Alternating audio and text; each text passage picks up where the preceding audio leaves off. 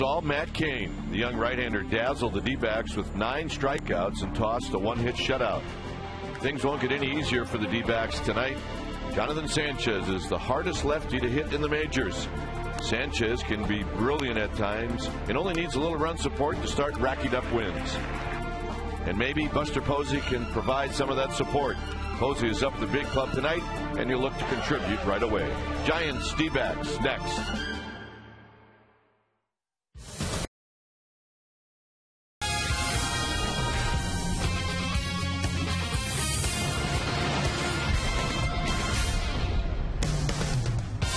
Beautiful Saturday night for baseball as we come to you from 3rd and King. Game 2 of this 3-game series. Diamondbacks and Giants.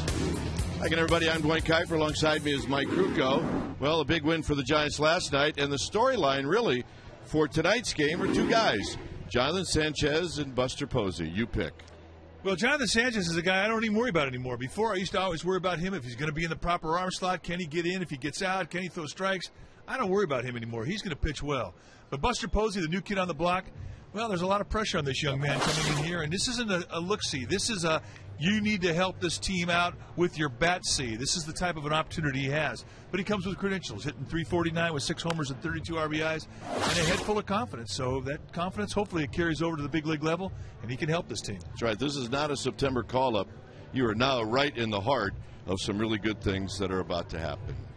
All right, Buster Posey is indeed in the lineup. He's hitting 6th. When we come back, we will have the lineups of the first pitch right after this.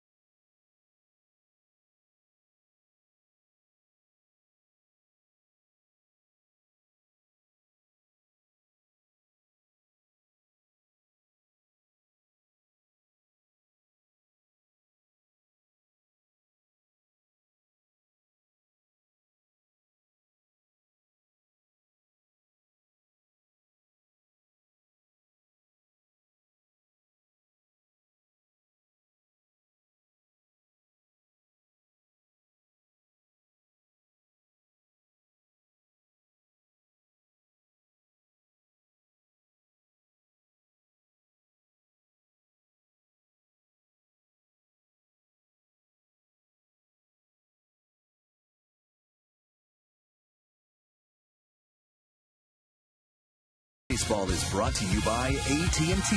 Find out what's possible with the nation's fastest 3G network. AT&T. Rethink possible. And by Toyota. Say yes to amazing deals on your favorite Toyotas. See your local Toyota dealer today. Toyota. Yes.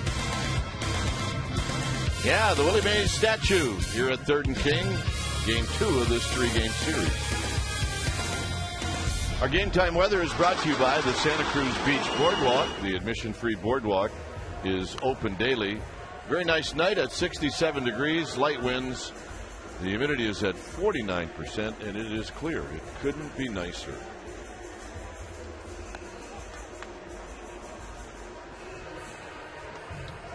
Buster Posey in the lineup, taking the field with that first baseman's mitt.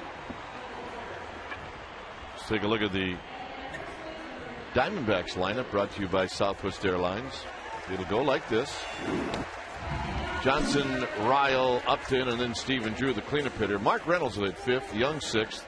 Connor Jackson's got major ownage on Sanchez, seventh, and Schneider and Buckner.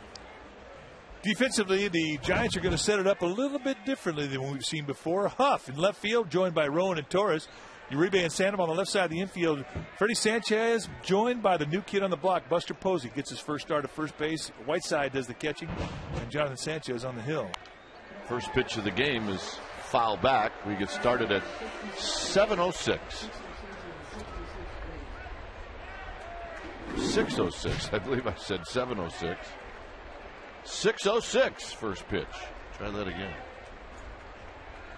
The 0-1 to Kelly Johnson is a strike called by Fielding Colbreth.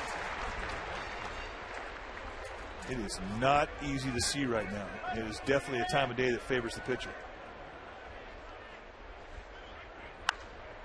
Johnson lifts one foul.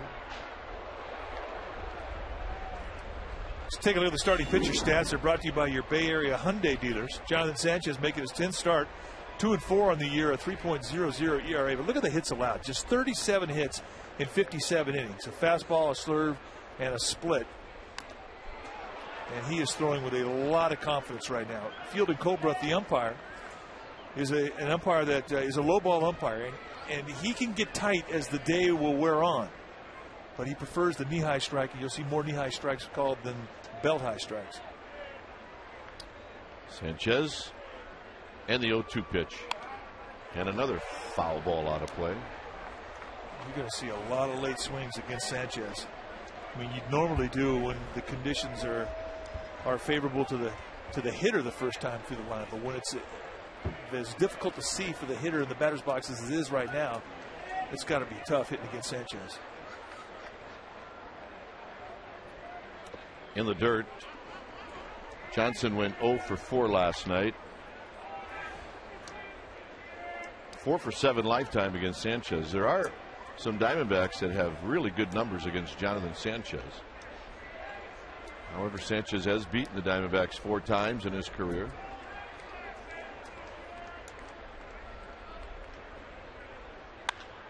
And that's a fair ball past Buster Posey. Andres Torres will pick it up, and it'll be a leadoff double. And it came on a 1-2 pitch. Pretty impressive at bat by Kelly Johnson. Staying on the inside pitch and raking it right past Posey. I don't care who's down there at first base. Nobody's going to catch that one. Look at Posey's dive. Think about playing first base as opposed to catching. You're going to get a whole lot dirtier. Yeah. Here's Ryle hitting at .324. He is in the lineup instead of Adam LaRoche. He has faced Sanchez 7 times. He's 2 for 7. At second is Johnson. And the fastball is high. 1 ball and 1 strike.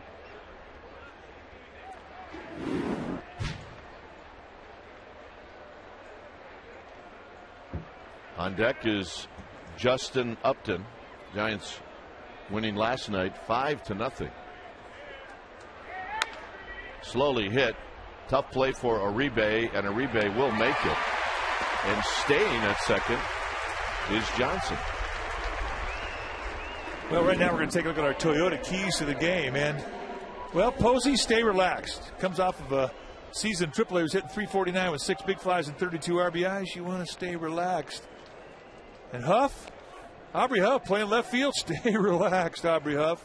We know it's a tough field, but we appreciate you out there. And also, Jonathan Sanchez, stay relaxed. We saw a nice relaxed outing last night for Matt Cain. We'd like to see the same thing out of you tonight. Yeah. Those are our Giants' keys to the game, our Toyota keys to the game. Plus, we're going to try to stay relaxed up here. Here's Upton. Partner, if we get any more relaxed, we'll be asleep by the fourth inning. But that could happen. Upton at 253, 7 home runs, 24 RBIs. Breaking ball for a strike. He's had 3 doubles and 2 home runs lifetime against Sanchez. He's had 6 hits and 21 at bats, so 5 of those 6 hits have been for extra bases.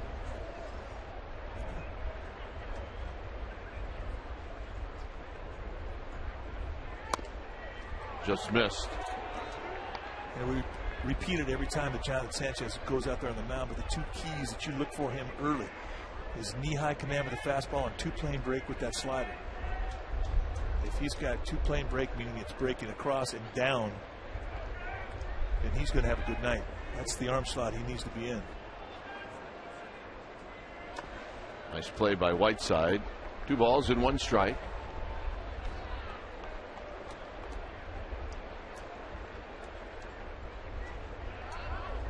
Here at the ballpark, when it's sunny this time of night, normally you see guys taking batting practice, but you can see the background, and there's shine on the background, and there's glare, and it's just really tough for hitters to see. 2-2.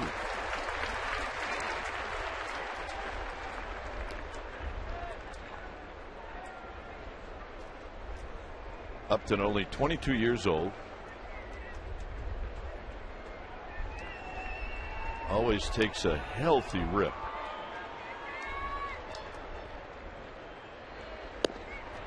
And just a little low. 3 balls and 2 strikes. Ask the hitters around the National League what fields in the National League they prefer to hit in. The ones they see the ball the best. And it's almost across the board. They tell you Houston and Arizona.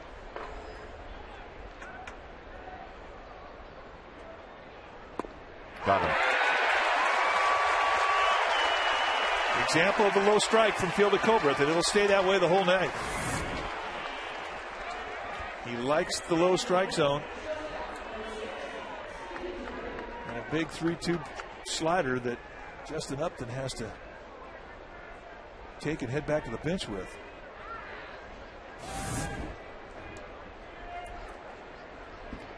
Sometimes it's tough in that first inning to figure out what the strike zone is. Here's Stephen Drew. Young shortstop hitting cleanup tonight. 6 for 26 against Sanchez. That's lifetime numbers. Overall, on the season, hitting over 300. He's at 304.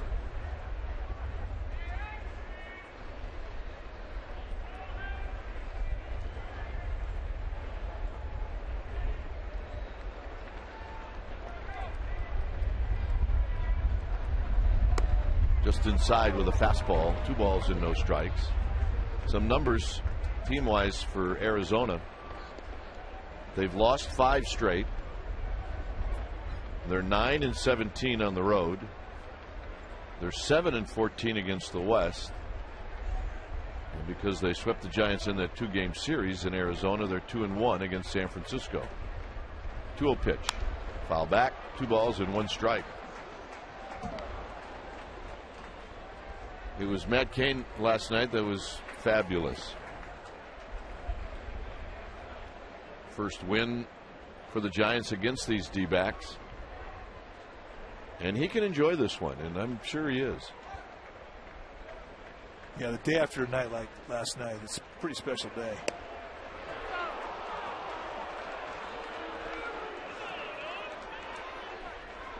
And if you're a starting pitcher, I mean, that is the day you look forward to. The day after you get a victory, especially one as dominating as last night's one-hitter. No walk, 9 strikeouts. A remarkable night. 2 guys got on base, a hit and a hit batsman. And the walk bringing Reynolds to the plate. Last night, Matt Cain, as we mentioned, absolutely dominant. 9-inning, 1 hit allowed, a double, opposite field double by Mark Reynolds. And then Reynolds' next at bat, he was hit by a pitch, and that was it. They only got to get on base. And what he did last night with his fastball command was really impressive. He dominated both sides of the plate. He elevated, established knee high. I mean, he could do everything with it. Yep. It's a great day to smile the day after a night like that.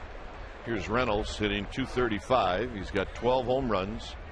He's got 39 RBIs. He's very dangerous. And there's a strike to Reynolds. Now, against Sanchez, Reynolds is 4 for 21 with 12 strikeouts. He is a strikeout home run guy.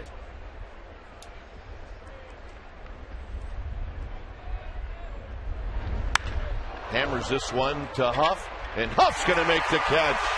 He's going to get tested early. It always seems to happen. Not a problem. Wow.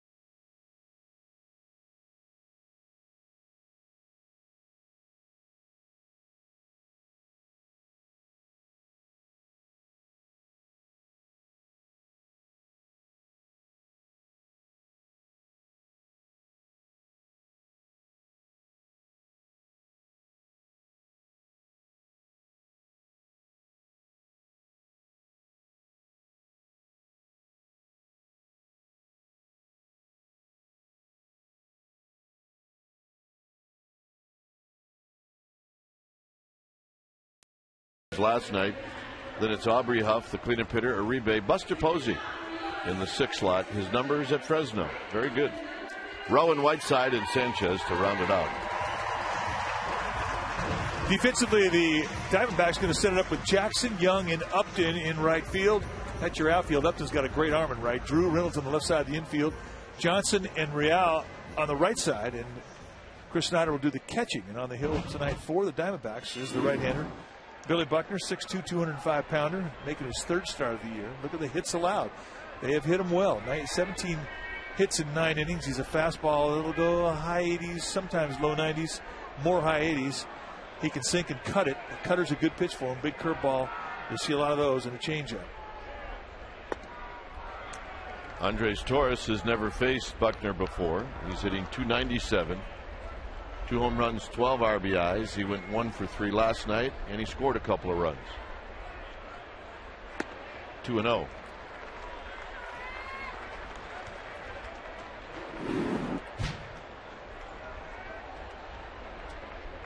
Sanchez to follow, and then Sandoval, the 2-0 pitch. And taking all the way is Torres, and it's 3-0.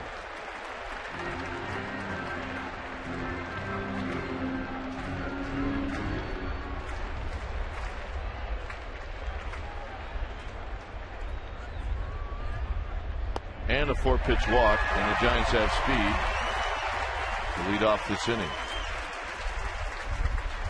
You're always a bit vulnerable until you get acclimated to the mound, to being able to find and control the strike zone. It's amazing how things calm down once you throw 1 strike, but until you do, it's not an easy thing to do. Sanchez at .290. And he looks at the first strike thrown in this game by Billy Buckner. Sanchez last night, 2 for 3, knocked in a run.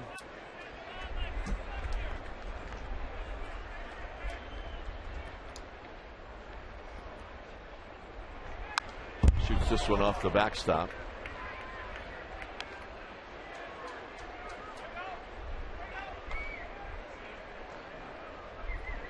Sanchez really has that knack of being able to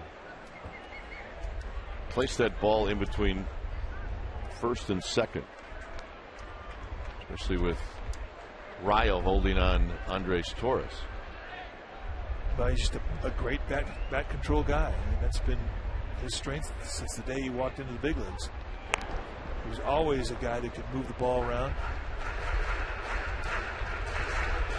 And really a very difficult guy to defend and a difficult guy to pitch to. Doesn't really have a two pitch hole in the swing.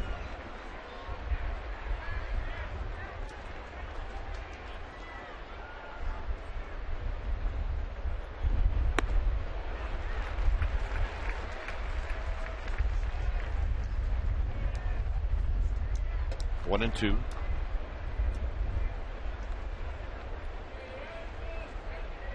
Torres with 7 steals. He's been thrown out twice.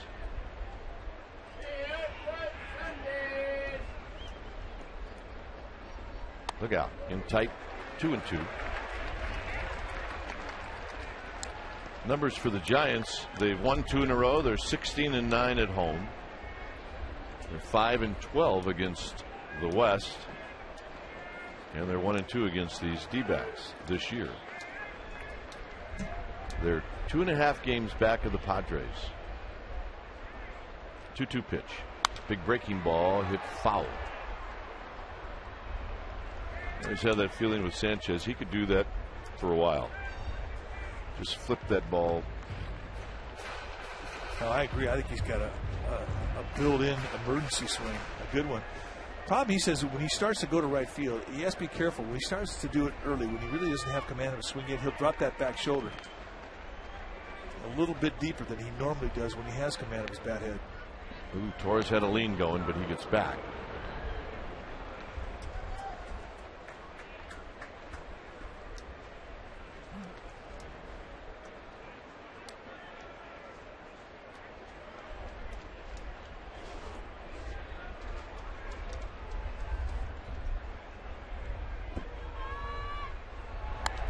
Back again by Freddie Sanchez. We've got a pretty good battle going on right now between Buckner and Sanchez.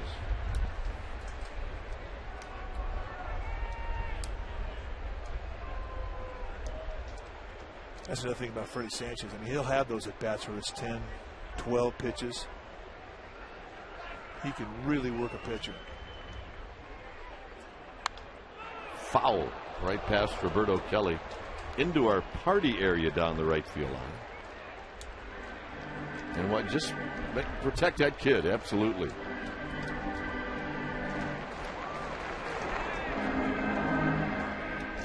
And protect that one too. Oh yeah. Women and children first. 2 balls and 2 strikes. And then the beer vendor. Down low.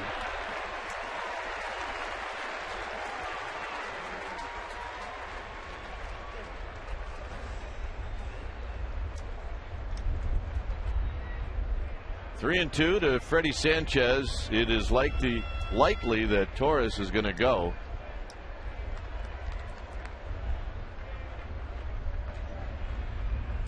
He does, and Sanchez takes the walk. Here's Sandoval. Oh, by the way, Roy Halladay in South Florida has just pitched a perfect game. Wow. 2 in 1 month. No hits, no walks, 11 strikeouts. A perfect game. Yeah, Ronnie Paulino, the last out of that game, hit a ground ball right between third and short, and it was a nice play by, I believe it was Polanco. Placido Polanco, the third baseman, that made the pick. It was not an easy play. It was, of course, we remember this. 1880 was the last time they had 2 perfect games in one season. Here's Sandoval.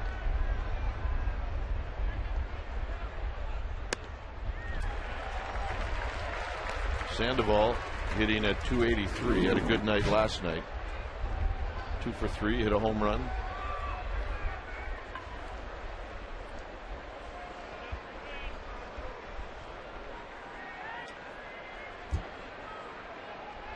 City's starting to feel it. Buckner trying to shave, and Buckner misses, and it's 2-0. And we talk about this all the time, and how you can go to a big leaguer and you can ask him any given time, how you throwing the ball? I'm throwing it well. How are you swinging the bat? I'm swinging it well. They know. When they have control of that ball, when they have control of that bat, they know it. And the month of May has been sort of a difficult month for Sandoval. The first 2.5, 3 weeks of it, he was scuffling. 2 balls and no strikes. Swing and a miss. 2-1.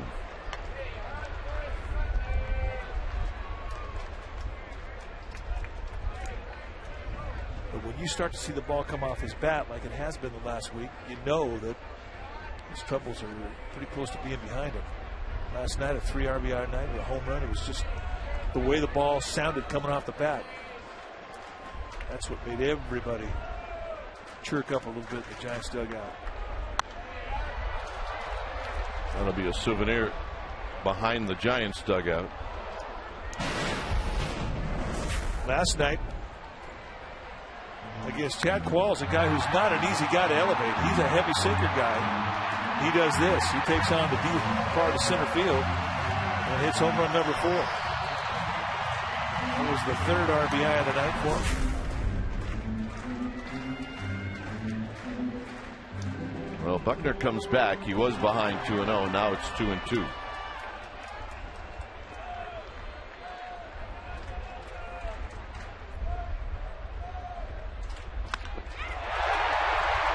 To right field, Upton with Torres tagging. Torres will end up at 3rd and a productive out for Sandoval. You could tell Sandoval didn't hit that ball very well. But as you get closer to the line, it starts to get really short out there. Right field area.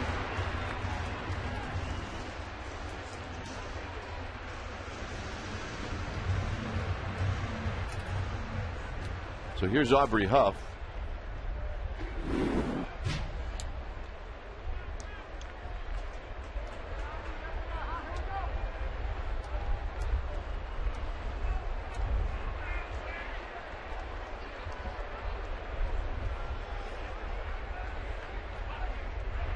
Huff turns away from that first pitch, and it's 1 ball and no strikes.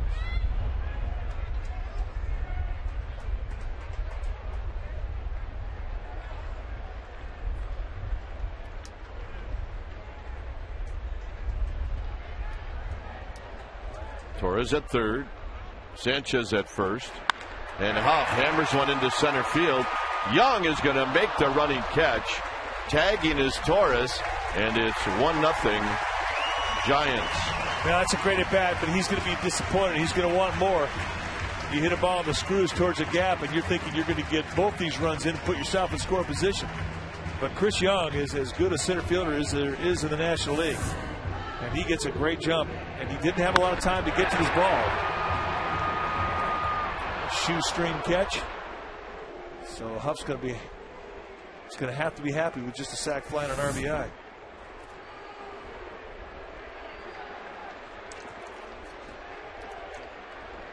Juan Uribe takes a strike.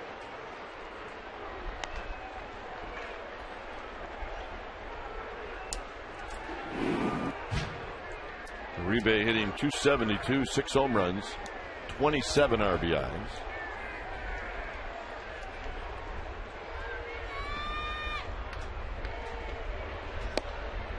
Ooh, he gets the call. Uribe didn't think so. It's 0-2. That really is Buckner's best pitch. I mean, that curveball is just got a nice tilt to it. It's a pretty quick one. It's not big. He commands both sides of the plate. That really is his strength, his ability to command that pitch. They throw it a lot. Threw it again. It's blocked by Schneider. 1-2. Buster Posey to follow. I would imagine that he's going to get a pretty good round of applause. He certainly did when Rennell Brooks Moon did the lineups here at the ballpark.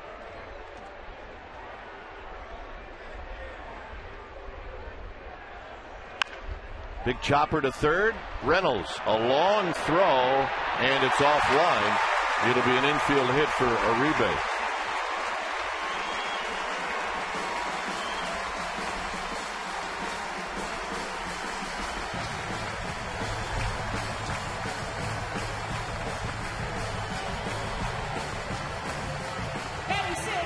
First baseman, number 28, Buster Posey.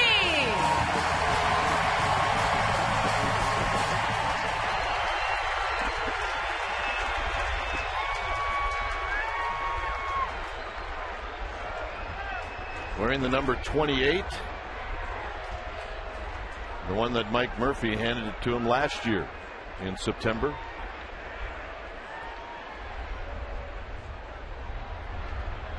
His reputation, even though it's a minor league reputation, is he is a very good hitter with runners in scoring position. He had a good hitter with 2 strikes. He doesn't really have an approach change. I mean, when he looks like swinging at a 2-0 pitch, he'll look like swinging at an 0-2 pitch. And he will use the whole field.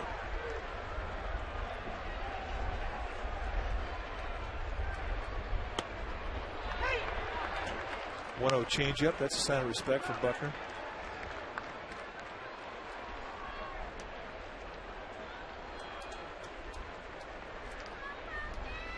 Giants with a sacrifice fly from Aubrey Huff. 1-0 here in the first inning.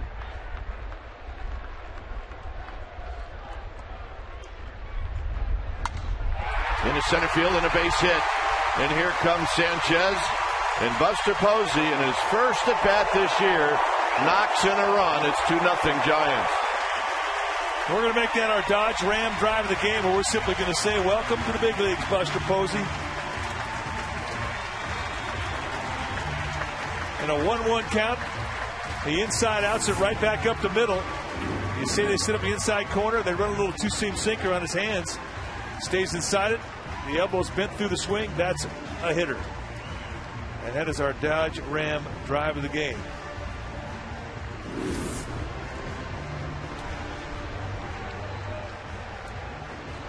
Got into town about 9 o'clock this morning. And he's waited that long to get that first at bat.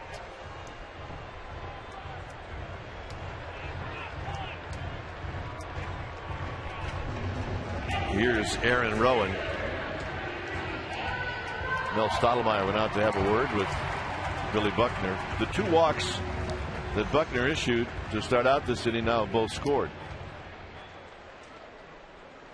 First major league RBI for Posey. And a nice round of applause when he stepped in that batter's box. His goal, keep him cheering.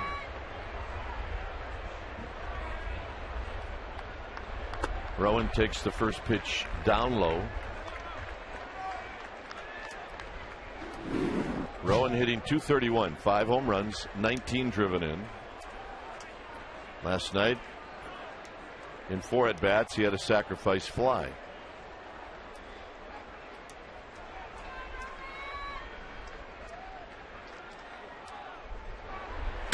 Swing and a miss to even the count.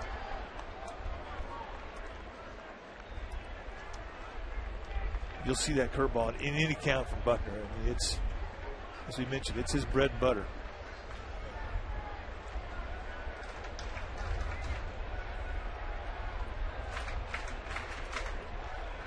Here's the 1-1 to Rowan. A little low, 2 balls and 1 strike.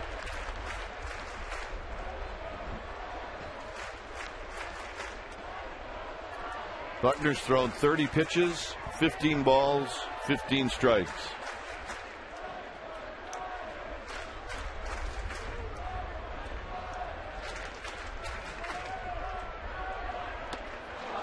Two and 2.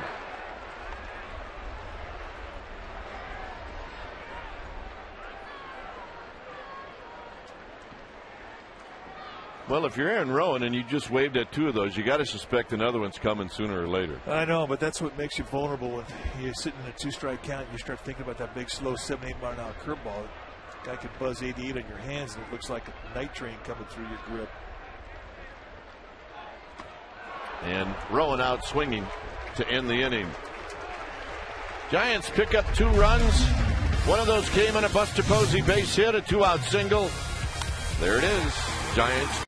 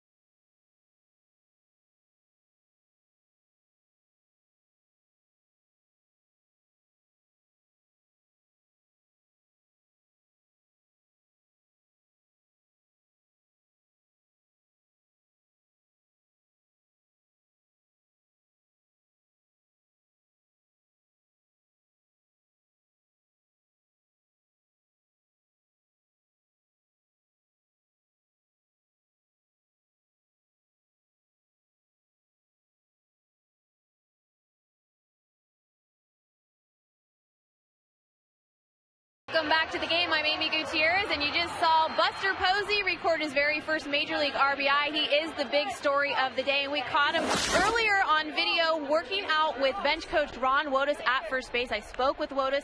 He said that Buster came to him and wanted to work on pop-ups to get used to the wind here at AT&T Park and to get a feel for the foul territory. I also spoke to Buster Posey. If you want to hear what he had to say, go to csnbayarea.com and check out Amy G's Giant Exclusive. It's an exclusive one-on-one. Gentlemen? Me? Is that that's a tease, isn't it? She's a tease. No, that's a tease. Oh. Yeah, that's a tease.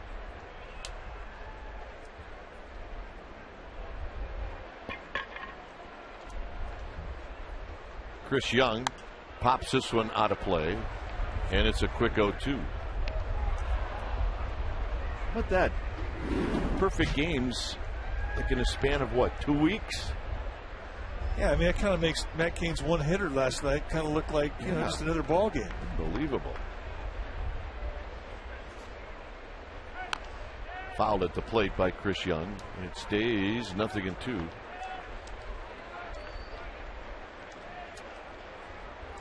Ron Hesse used to tell me that he has to be one of the best catchers of all time because he caught 2 of them. Well, he's got a pretty good point. No swing, 1-2.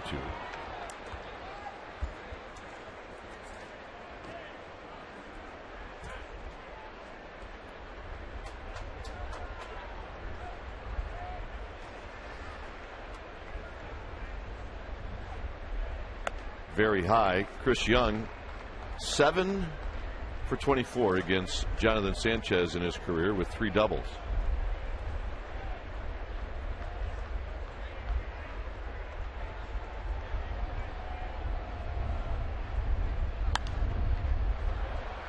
Buster Posey will watch this one sail into the seats.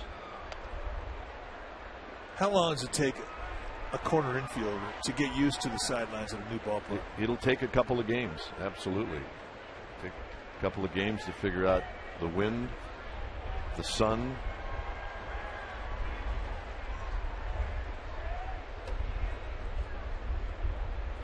The 2-2 pitch. Ooh. And maybe a little more difficult for Posey at first, as opposed to if he would be at third. It's friendly territory down the third base line. You're not going to get any help from that visitor's dugout. Payoff pitch to Young, and Young hammers one to left. Down the line. Fair foul. Foul. Wow. Boy, from here it looked like it went right around the pole. I was looking at Connor Jackson, who's the on-deck hitter for the Diamondbacks, and he's looking right down the left field line, and he never moved. No sign of emotion, nothing. So you know that the play was called correctly, but that is close. That looks like it's about the width of a baseball from missing the foul pole. Remember, if it hits that pole, it's a home run. That's a good sign right there. Good shot, too. Those baskets, invaluable. Not even close. Well, kick off the summer by coming to the ballpark on Memorial Day, which happens to be Tim Lincecum's next scheduled start. He'll be taking on Ubaldo Jimenez, who is leading the world in pitching so far this year in the National League. Monday's a 105 start. It's also Giants T-shirt day. First 20,000 fans are going to get a Giants SF flag T-shirt courtesy of Vasca. And you can purchase these tickets going to sfgiants.com. And remember, with dynamic pricing, buy early and save big bungeros. Here's Connor Jackson with major ownage on Sanchez, and he takes a strike.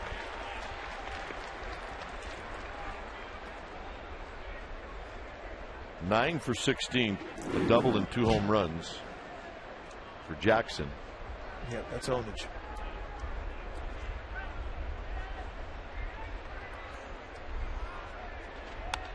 Oh, he had a rip. It's 0-2.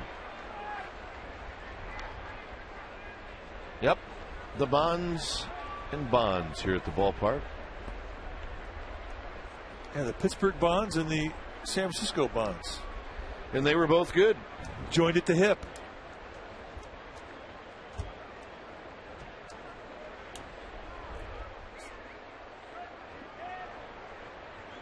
Swing. Ain't gonna miss. He got it. Ooh, no ownage that time. That was a 3-pitch see ya. He just abused him with a fastball that just exploded up and away, and he gets Jackson to chase. Look at the inside target. So that goes away from Whiteside, but it winds up being a pretty good pitch. Any pitch that gets it out, that's a great pitch.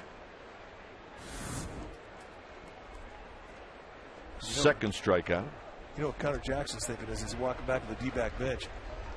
I can't see.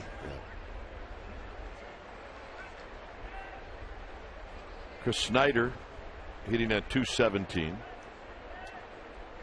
6 home runs, 22 RBIs.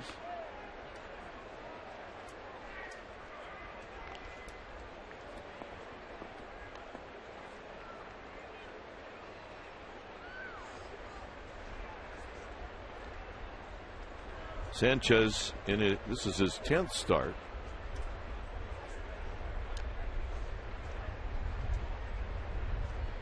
In 15 games against Arizona, 4-6 lifetime. Yeah, we got another batting stance guy. Well, his deal, he's going to use a real bat. Batting stance guy uses a wiffle ball bat. This guy's going to change the whole thing by doing it with a real bat. He's got to be waiting for someone to play some type of a game with him. He cannot.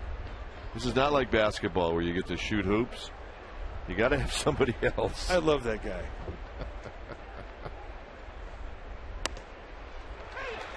No balls and 1 strike. In his mind, he's standing at AT&T Park. Okay, he's getting loose. Okay. Game's on the line, 9th inning. I'm going to choke up a little bit on this one. And now Ronell Brooks Moon's going to call him into the box. Deep breath. Steps in. Checks his cell phone.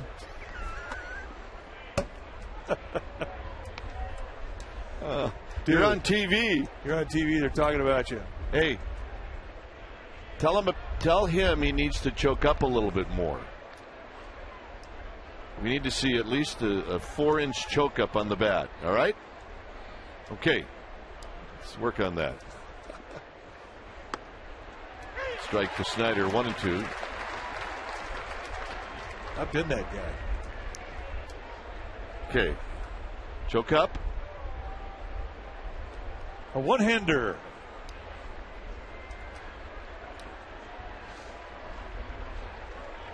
One ball and 2 strikes to Chris Snyder. Got him. And that's a pitch that he really didn't have great command of earlier this year. This has been a project pitch for him, and it's starting to be something he really can rely upon. That's a split finger fastball. And you're going to start seeing him throwing that in 2-0 counts and 3-2 counts. He's that close because that is a perfect pitch. And you saw the response from Snyder. You cannot get off a swing. Jonathan Sanchez says he wants to go out there every day and get better in some small way.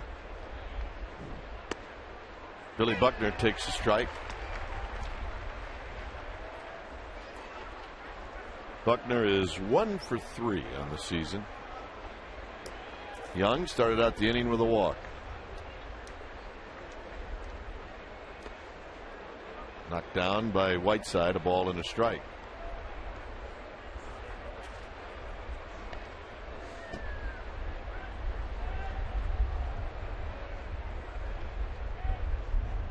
See the numbers for Buckner. I mean, those are good numbers. You get over 175 as a pitcher, you're a threat. Foul. 1 ball and 2 strikes. Sanchez, a new baseball as he rubs it up.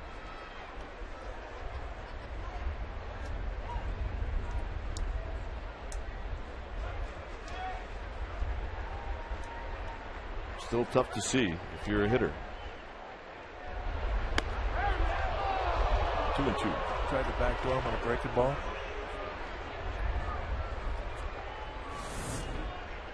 Set up in the inside corner. You know, there's a lot of guys, and on this crew, you're going to see it tomorrow night with Marty Foster, another guy that if you don't throw the ball between the catcher's knees, you're not going to get a mislocation strike. I mean, like on that last pitch, Whiteside set up in the inside corner, and that thing went over across the outside corner. Now, it may have been a strike, but if it's not between the catcher's knees, you're not going to get it with these guys.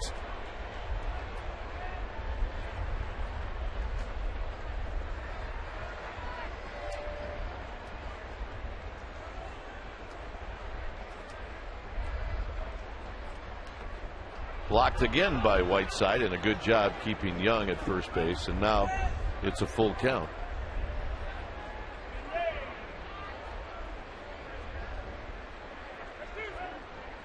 Really quit throwing that split finger pitch on that last pitch. You can see his whole arm slow down as he tried to sort of guide it into the strike zone.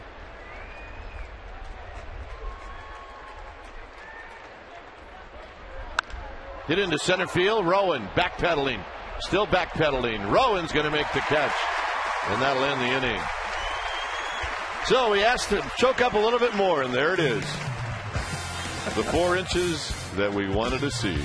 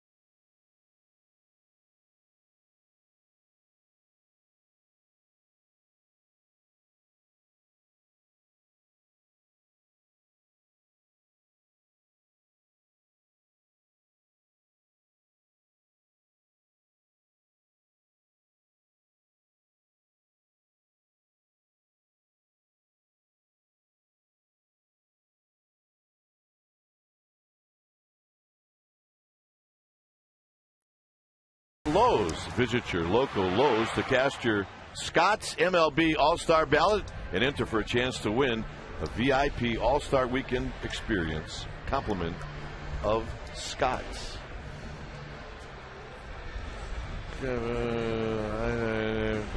More than my boyfriend. Not buying it. Oh, no. Not buying it. Yeah, no. She digs him. She does. If that were true, he'd have a little bit more anger towards us. Gamer.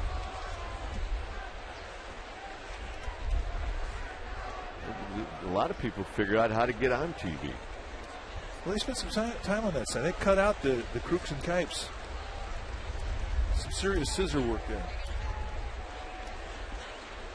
The boyfriend that was going to be a capital, and she decided to make smaller. Here's Eli Whiteside. Whiteside hitting .286. Slow roller. Going to be a tough play for Drew. And Drew makes the play. And Whiteside is out. Let's take a look at our Bloomberg Sports graphic. ERA difference between Arizona and San Francisco this season. The closest gap between the two teams, April 10th, when the Giants were 2.75 and Arizona was 3.60. April 10th to May 2nd, San Francisco kept the steady ERA from 2.75 to 2.72, while AZ increased to 5.90. That's an increase of 2.30 on the ERA. Today, San Francisco has slowly climbed, but very respectable at 3.36. The D-backs at 5.80, and they're not moving much up or down. So they have had some troubles in the pitching department, and most of those troubles have been in that bullpen. Here's Sanchez, 1 ball and no strikes.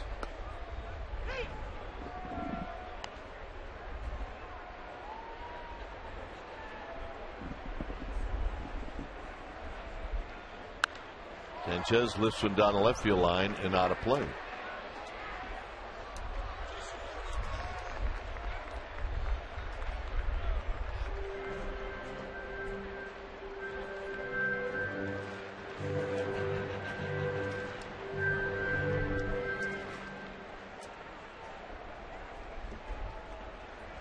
One and two to Sanchez. Sanchez again fouls it out of play. Sanchez in batting practice, once he gets all his work done with bunts, he will try to hit one over Levi's landing every time. Every time, and he will. He'll leave earth a couple times, hit a few out. And he's convinced that he's going to do it at some point in a game. And we keep encouraging him that, yeah, you are. Well, you know what? If you have nobody on and you're up there, you get a 1-0 count, why not try and put one in the pond? I mean, as long as we've been here, there's only one left-handed hitting pitcher that we knew was never going to hit one out, and that was Woody. Yep. And he did. He hit one out. In batting practice. Yeah, won him a Rolex. But in a game, you just knew it was never going to happen. No.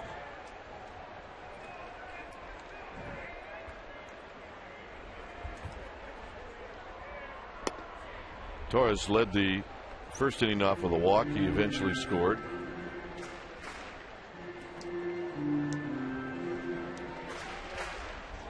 Two 2-0 Giants. No swing on the appeal.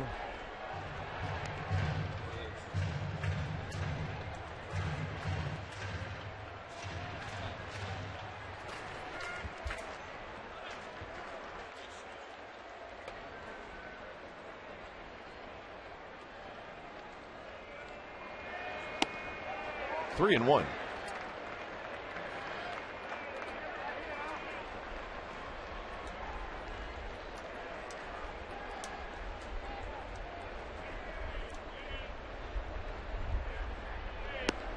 And another walk for Torres, and that's a good thing.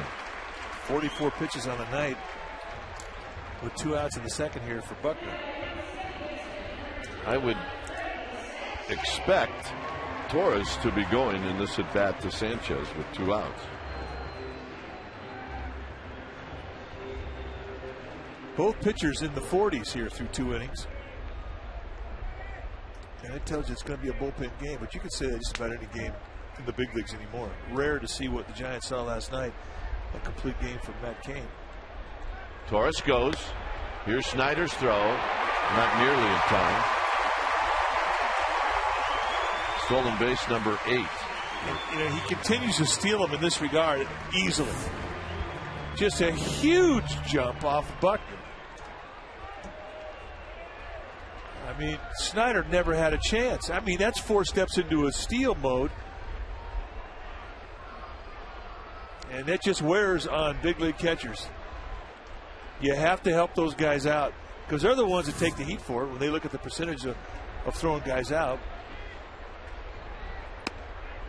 Big breaking ball and a quick 0-2. I think that's one of the most unfair statistics that are kept. What a catcher's percentage of throwing guys out is. If you don't have a staff that helps that guy out, he's going to have a poor percentage. Absolutely. And that's something that gets thrown in his face when the writers talk about it, when he has to negotiate a contract with it.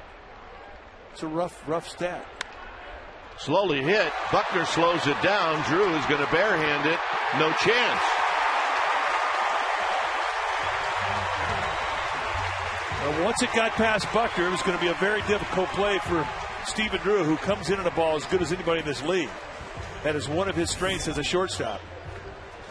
But Buckner slowed it down just enough.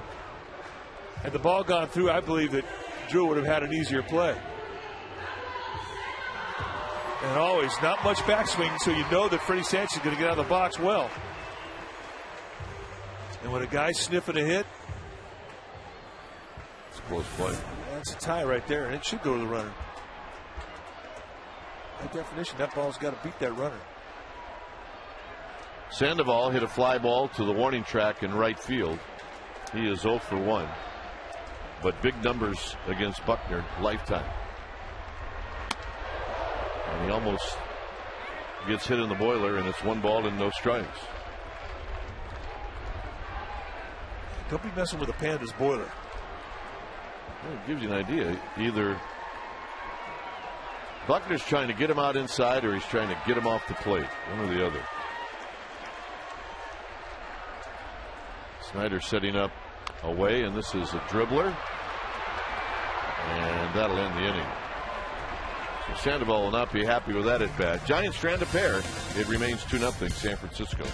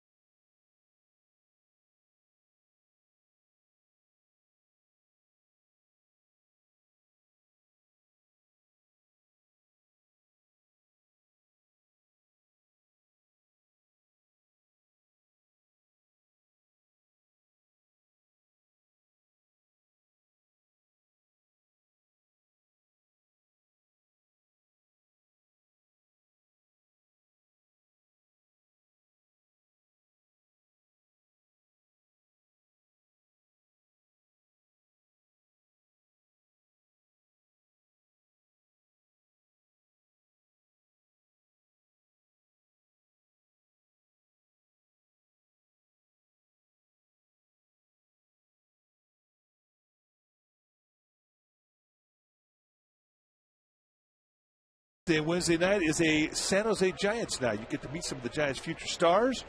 And plus, if you buy a ticket, you get a Madison Bumgarner bobblehead, 415-972-2298, and that will get you tickets. Or you can go to sfgiants.com/special events. Check it out.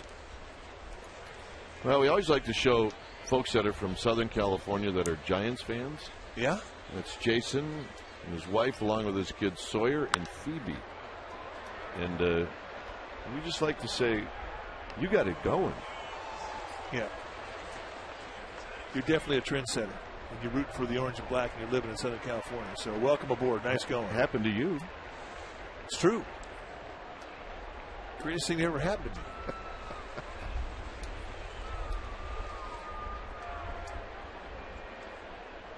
Kelly Johnson, something in his eye. And it's 0-2. Johnson doubled to lead off the game.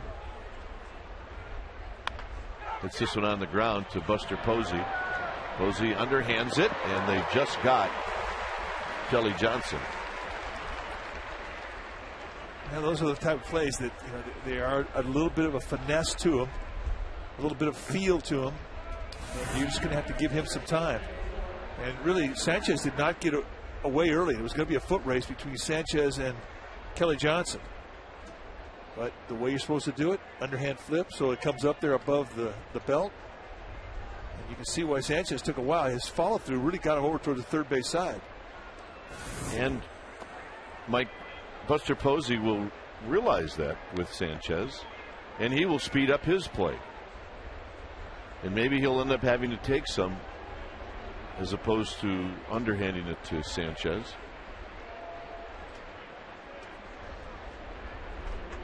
1-0 to Ryle. Ryle hits one high to left field and deep. And this baby is going to go. And it's a 2-1 ball game.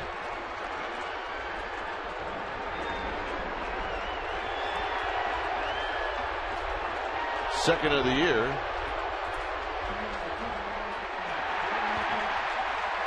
And it's the first run that the Diamondbacks have scored in this series. Pitch up right there at the letters. And Ryle just elevates on contact. 59th home run of the year for the Diamondbacks. That puts him in second place in the National League, trailing only Cincinnati, who leads the majors or leads the National League with 61. No doubt about this one. That was a bomb. Hey, if you're going to throw a home run, make it a good one. Upton takes a strike. Upton struck out looking in the first.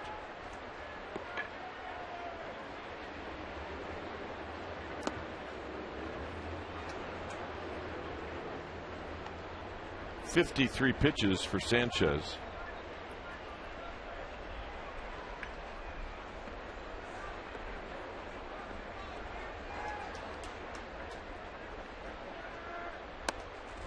Two balls and a strike.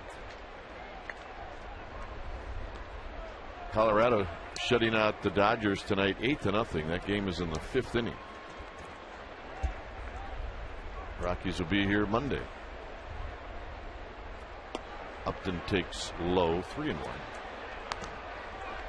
Padres leading the Nationals 4-2 in the 6th inning.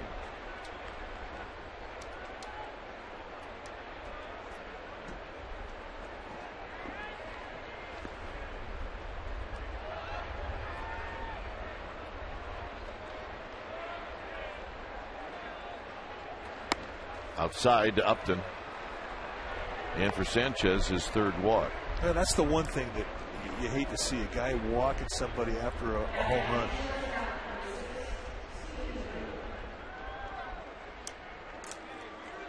Well, it is also going to get him out of the game a lot sooner. Well, you're right. I mean, you can't average 20 pitches an inning and expect to go deep into a ball game. That last pitch by Sanchez, 56 here, with one out in the third. I mean, if you get to the 6th, you're lucky. Upton will steal. He's got 7. He's only been thrown out a couple of times.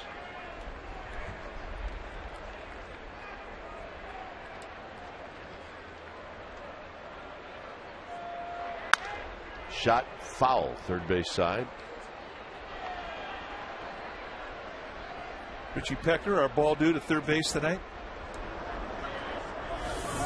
All right, Richie, let's see. I got it. I got this one. I got this one.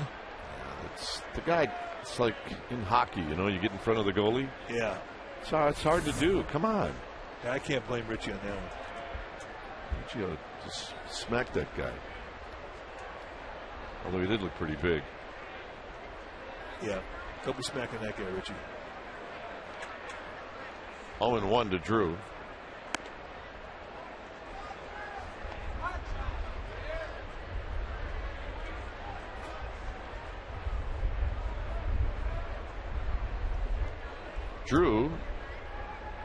Drew a walk in the first inning.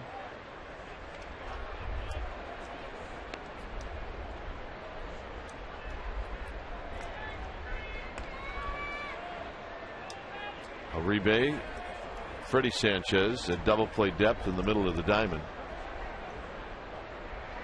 And that's off the plate. 2 balls and a strike.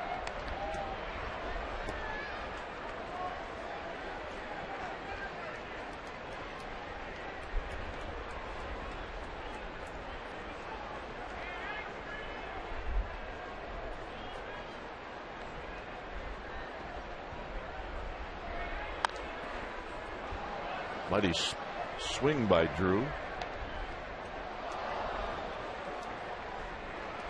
Everybody up and down this D-backs lineup has got pop. Yep. If you make a location mistake to them, they'll make you pay. I mean, they're really scary in their ballpark, but the conditions are pretty benign. There's no wind at Chase Field in Arizona. Still, they're a scary team.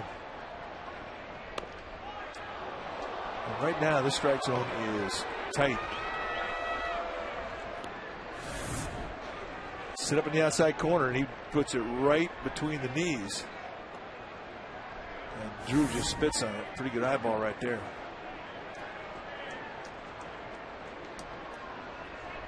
And that drives a manager crazy, because Bruce Bochy's sitting there watching the side, and Eli Whiteside didn't move his glove. And Bochy knows it's high enough. And he's thinking, hey, where is it? Well, Upton's going to take off. It's 3-2 to Drew. He does not go, and Drew strikes out. And that's why. And Jay Hinch thinking way ahead of us. Well, a reminder that Bloomberg Sports, the leader in data analysis, has developed an analytical product being used by baseball clubs, and there's also a product for fans. Improve your fantasy play or track your baseball players or baseball teams. Or you can always go to BloombergSports.com and check out the details. Reynolds lined out to Aubrey Huff in left field to end the first. Outside corner, and it's 0-1.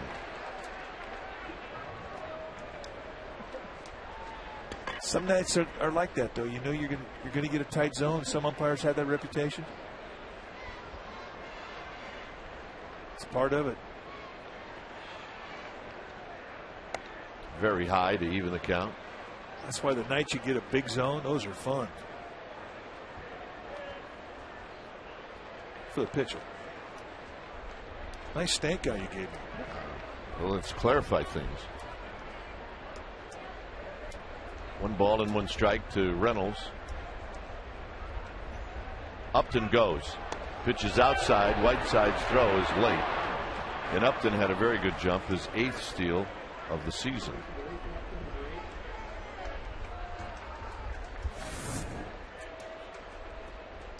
High leg kick from Sanchez. Really not too bad. I mean, he was 1-2-7. That's a pretty good time. But you also have to remember that he's going from first to second in about 3.15 seconds. You don't get a lot of time to get him with that type of speed. 2-2 on the foul ball. He was not fooled on the speed.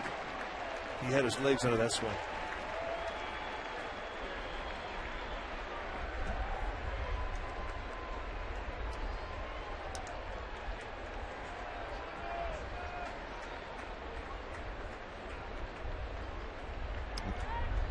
Most stolen bases allowed in the National League. 1-2, Lincecum, Sanchez. You can see that there's some improvement that both pitchers can make. Tighten that part of their game up.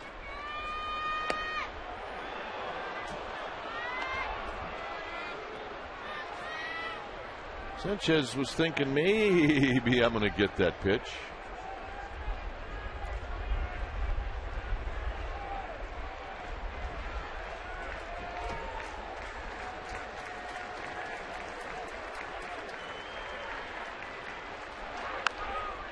slowly hit. Sanchez will throw and get him. The home run by Ryle. It's a 2-1 lead for the Giants. Buster Posey will hit in the bottom of this inning.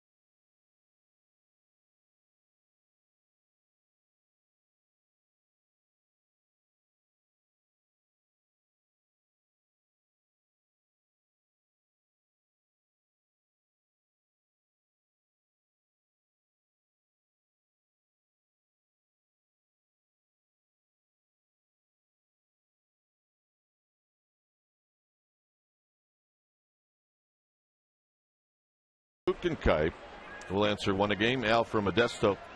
He wants to know, what is the strangest play you have called as a broadcaster? Well, I know which one it is for you. Had to be when you were broadcasting the game between the Giants and the Mets in New York. And Terry Mulholland was on the hill for the Giants. And there was a comebacker hit that got stuck in his glove. So he wound up throwing the glove with the ball stuck in it over to Bob Brimley, who was the first baseman. That was a good one. That's the one. That was the second game I ever did on Giants TV. On the ground, Johnson on to first. And I was with Gary Park. Let's check in with Amy G. Well, gentlemen, we've already seen Buster Posey make an impact tonight, but how much of an impact will he have on the Giants while he's up with the Giants? That is tonight's poll question. Check it out at csnbayarea.com. Vote, and then you can see the results on Giants Postgame Live. Gentlemen. All right. Thank you, Amy. Here's Juan Uribe.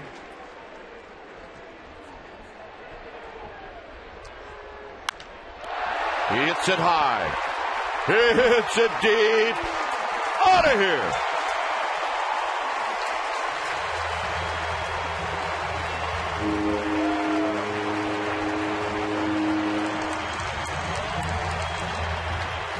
A big fly for Juan Uribe.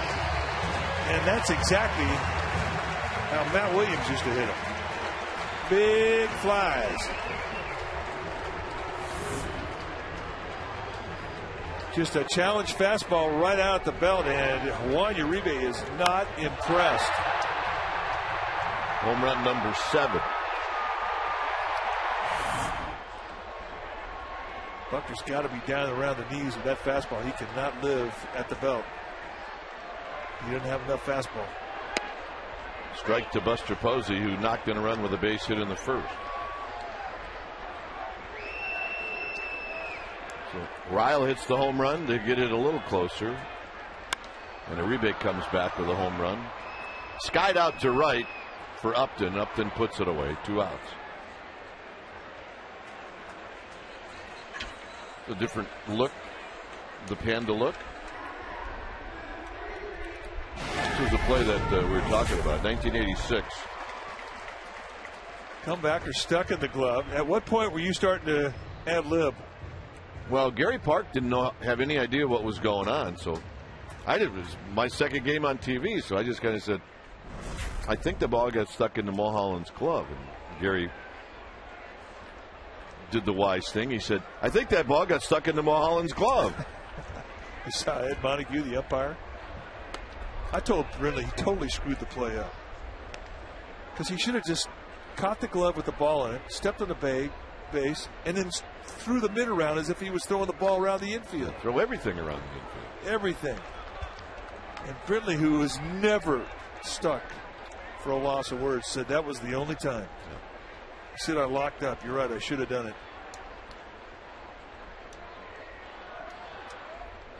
Stuff like that used to happen to Bob Brindley all the time. It still to this day follows him around. 0-2 to Rowan.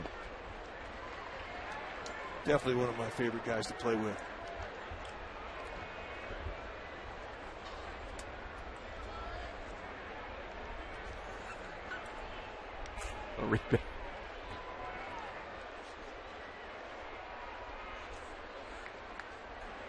Rowan takes a pitch in the dirt, and they're going to say he went around, and that'll end the inning. Juan Uribe, bye-bye, baby. Indeed it is. Home run number 7. Dave Fleming will be in for the next 3-1 Giants.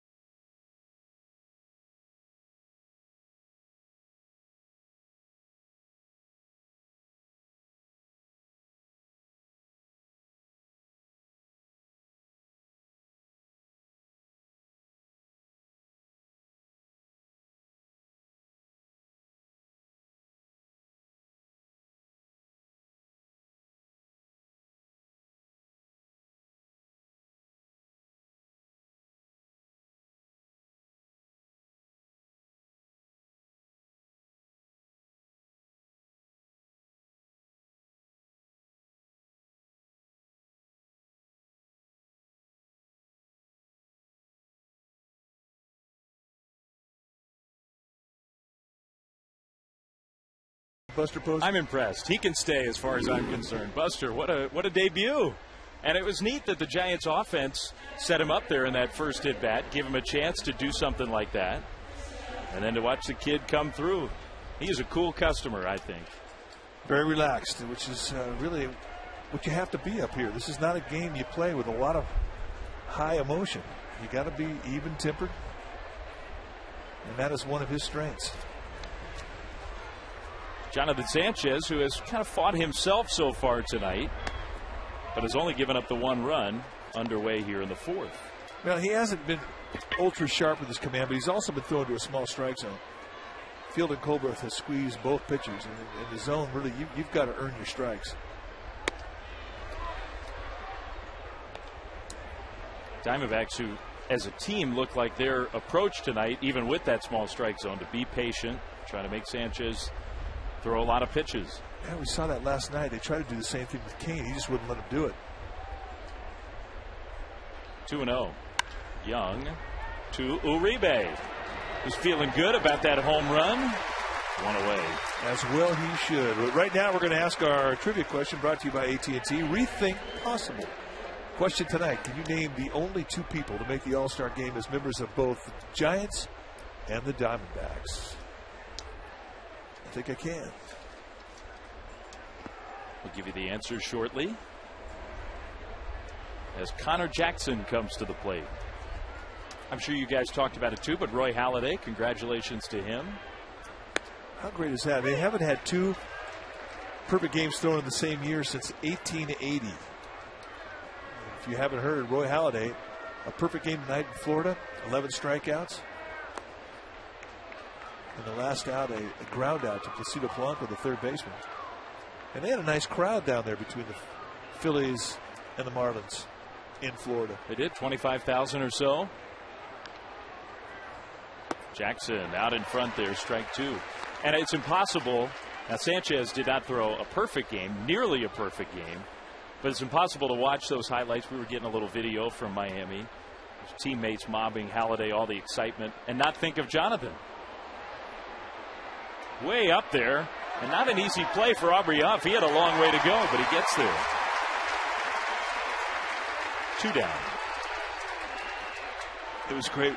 When he first played left field a few games ago, Giants were coming back off of an off day. On the off day, Bruce Bochy texted Aubrey Huff and said, "You know you're playing left field in tomorrow's game." And Aubrey Huff texted back, "That's right, Skip, and I'm going to show you who the best athlete on this team was, or is." And I thought, what a great answer. I mean, he didn't have one iota of hesitation taking the assignment to go out to left. I'll show you who the best athlete is. And I think that's the attitude you have to have. If you go out there hemming and hawing and kind of dragging your feet, bad things will happen to you. I thought a big play in this game was 2 on, 2 out first inning. That line drive he caught off the bat of Mark Reynolds. That was a good play. Yeah, it was. Sanchez has fallen behind the 8th place hitter, Chris Snyder, 2-0. Just like John McGraw used to communicate with his players. Text message on the off day. Yeah, text messaging.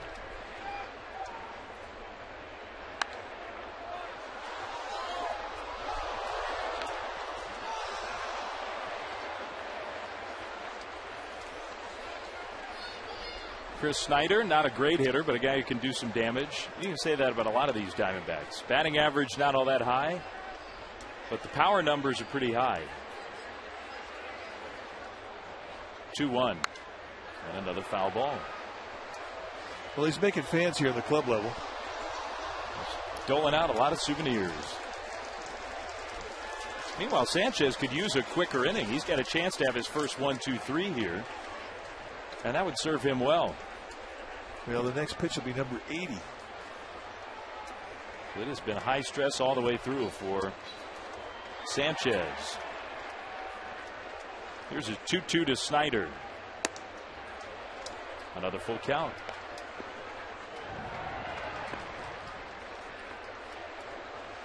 Pitcher on deck. A pitcher can swing the bat a little bit.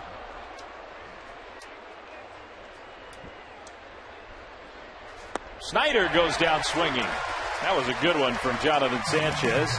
And indeed, his first 1-2-3. Giants lead the D-backs 3-1.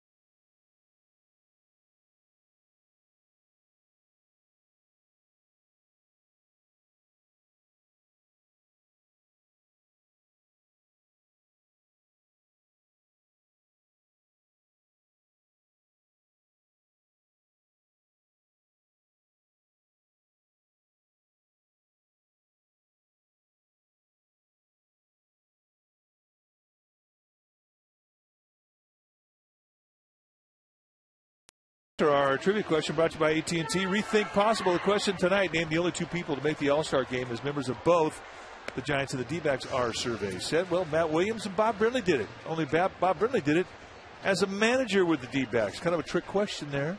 Little tricky. But Matt Williams, that was easy. There's the old Marine right there. With Kirk Gibson, the D-backs bench coach. It's an accomplished staff here. I would definitely go into a bar fight with those guys. Not a problem. You do not want to mess around with Kirk Gibson. Don't let that smile fool you. Or Matt Williams. No. Eli Whiteside, first pitch down the left field line and gone. Fair ball. Eli gets his third home run of the year, and the Giants' lead is 4-1.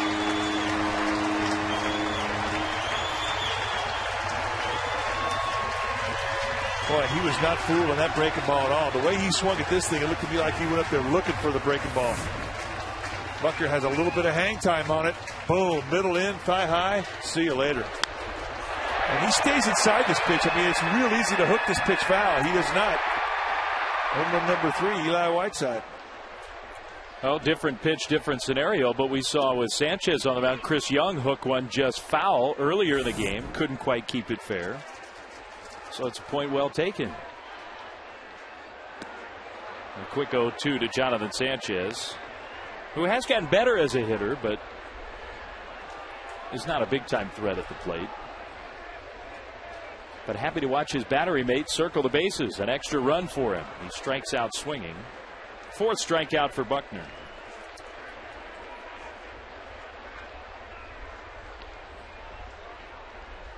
It's been interesting to watch Eli Whiteside because this year he's not playing all that much, but he's catching when Sanchez is on the mound, and he played a few other times other than that. And Eli's hit for pop. He's got 3 home runs and 5 doubles. He's got 15 hits all year, and 8 of them are extra base hits.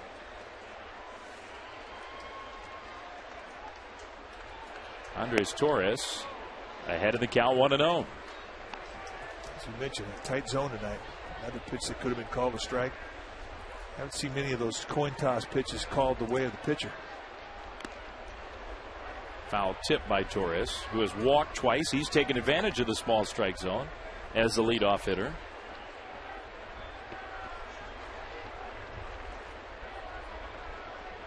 Andres has been on base both times. He swings at that breaking ball and flips it to left. It hangs for Connor Jackson, 2 down. Torres makes it out for the first time. Freddie Sanchez comes up with the bases empty. There you see the number of home runs allowed by this pitching staff. Now, granted, a lot of it has to do where they play. It is a homer-friendly ballpark these first 2 months. 54 of those home runs allowed by starting pitchers. And the thing that blows your mind is when you look at Danny Herron, who is not an easy guy to hit out of the ballpark. And Danny Herron has given up 16, and that's the most by this D-back team. Strike called to Sanchez. I mean, nobody else, you saw the graphic, nobody else is even close. They are on a record pace. Foul ball 0-2. I think the Detroit Tigers staff in 1996, most home runs allowed in a season by a pitching staff. The D-backs are on pace to break that record.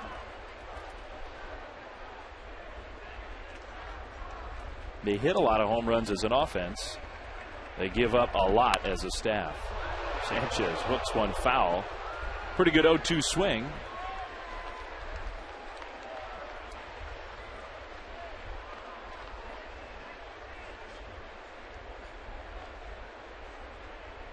There's a good souvenir. A good home for a souvenir. She is taking it all in. Sanchez went around there. He knew it. Snyder makes a throw and completes the strikeout. But Eli Whiteside, first pitch of the inning, hooks one down the line and keeps it fair. Eli and the Giants leading 4-1.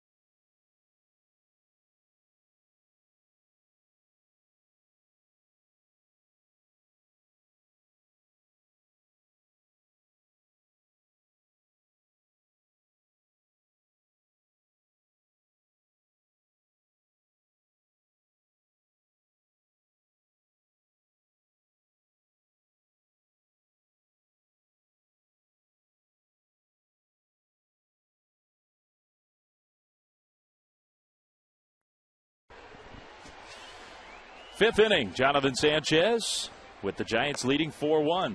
And the pitcher, Buckner, takes a fastball high. You got to treat Billy Buckner like a regular hitter. Yeah, he can hit. He had a good at bat his first time up, and that's the scouting report on him. He can swing the bat. There's one of those borderline pitches given to the pitcher. We haven't been able to say that much tonight. Right? Well, Fielding Colbert, he likes the low strike, but he can be tight at times.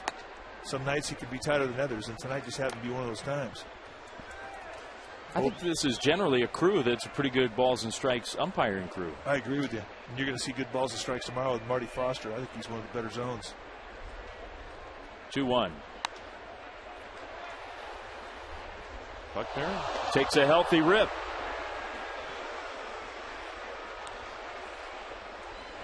D-backs are searching, Mike. I mean, they're trying. This is Buckner's third start. They're looking for anybody on this staff. Starters, relievers. They've tried a bunch of different arms. Another foul ball.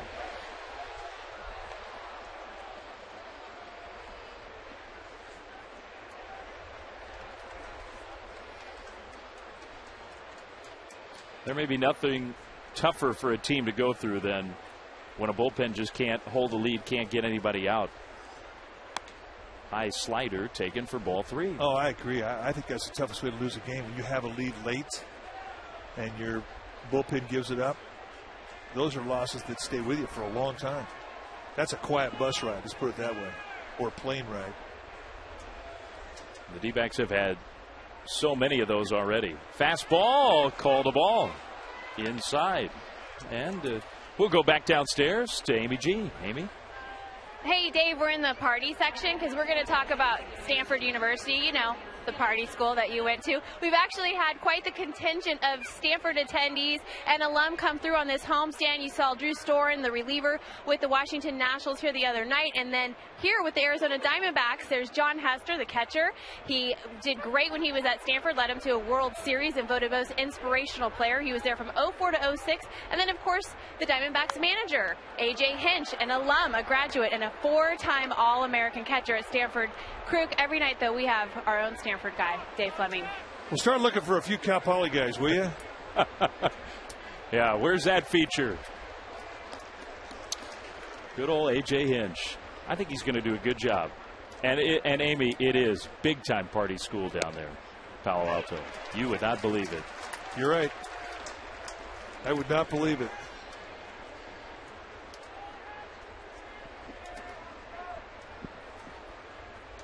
Now, if you'd have said San Jose State, you're in on that one? I might have believed it. Kelly Johnson to center field. Aaron Rowan is there. 1 down.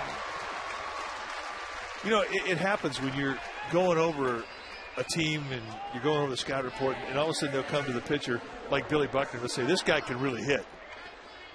And in your mind, you know, instead of just being free and going after a guy, you start to nibble, and pretty soon, whoop, you're in a 3-ball count, and now all of a sudden you get a payoff pitch and you're not close, you walk the pitcher.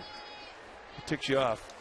But just that reputation of being a good hitter has a tendency to make pitchers kind of tiptoe around the at-bat. Ball 1 to Rusty Ryle. So it's almost a double-edged sword. You want to tell your pitcher, hey, don't just throw one down the middle. This guy can do some damage. But in some ways, you'd like to not bring that up, just have him go after him very aggressively. Well, especially when you have a 3-run lead. Yeah, that should change the equation entirely. Another split finger fastball in a 1-0 count. And this is something, again, I want to point out. This is something he hasn't done in the past. But he's starting to gain a nice feel with this pitch. And you're starting to see him use it in fastball counts, and that's when it's most effective. Less predictability.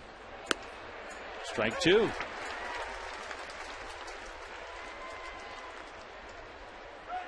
Shutdown innings, meaning where you put a 0 up there after your team scores for you. Tonight he's 2 for 2. This year he's been 100%. National League average is 74%. You can see just how good he's doing over par. Misses, trying to backdoor the breaking ball there. Missed away to Rusty Ryle, who hit a home run his first time up. But that's pretty impressive. I mean, the Giants offense give him a run, and he's going to keep that momentum going. Oh, Darrell Evans used to buy you dinner if you had a shutdown inning. 2-2.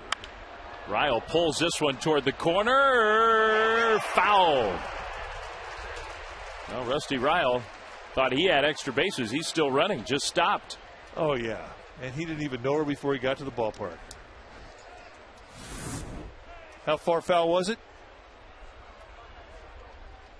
2 feet. Still close. Enough to tick you off if you're the hitter. Brings his glove, gets a ball, gets a date. Life is good. Sorry I knocked you down, honey. And she's already claimed it. It was inevitable. I have no problem with that. That's why you played this game in the first place. The rewards. Ball 3. Sanchez walking back to the mound thinking, how can he take that pitch? That's now 10 3-ball counts tonight for Jonathan Sanchez. That's a big number. Count full. It's the pitcher, Buckner, at first. And he's not going anywhere. Ryle strikes out swinging. Now the payoff pitch, very similar to the strike 3 of Chris Snyder that ended things for the D-backs in the 4th. Just a little slider below the zone. And in a short, abbreviated swing, he cannot lay off. See, that's the beauty of the 2-plane breaking ball, one that comes across and then goes down, and which he's had tonight. And that's what you look for. Romo's down there. It's just the 5th inning, but this next pitch will be number 99. And it's Justin Upton, a guy who can do damage himself. Strike 1. Plus, I also think that's motivation.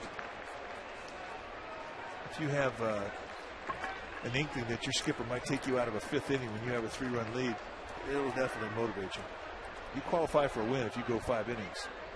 It's a big out right here. Upton pulls it foul. Well, Sanchez gets ahead 0-2. And it could well be because Romo's not warming up yet. He's just sort of standing by on the ready. A lot of pitches tonight. 20 plus, first, second, third, and he's going to go 20 plus this inning. Yeah, so it's not just the pure total, it's concentrated in just 5 innings. Stressful spots just about in all of them. And this is high there.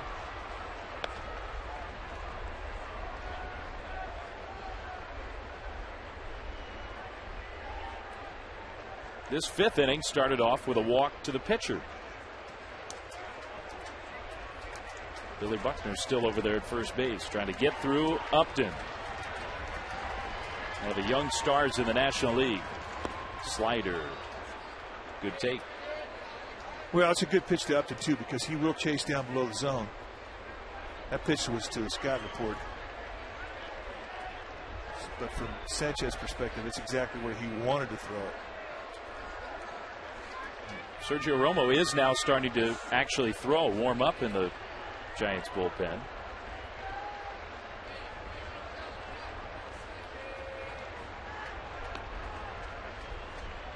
Two and two. He got him swinging with a high fastball. 90 miles an hour, blew him away. So Sanchez, 2 big strikeouts. Pablo Sandoval leading off in the last of the 5th. Giants 4, D-backs 1.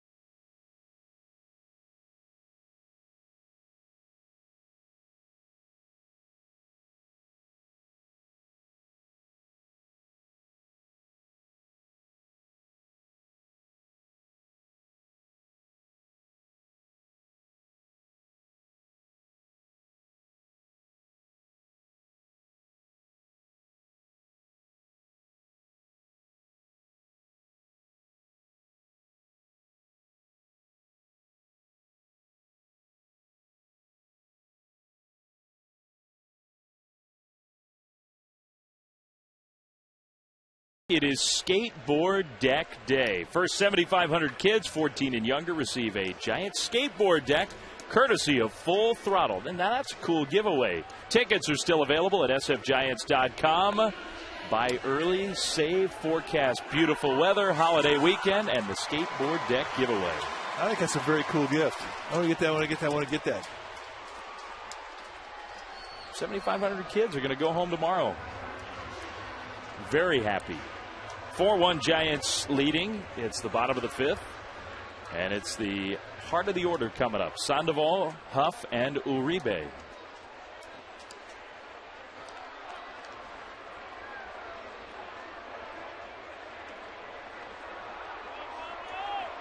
Pablo's 0 for 2, has flied out and softly grounded out. It's a smash up the middle, base hit. And Pablo, more and more of those line drives are starting to come for Sandoval, and that is a great sign. Well, he's ticked off.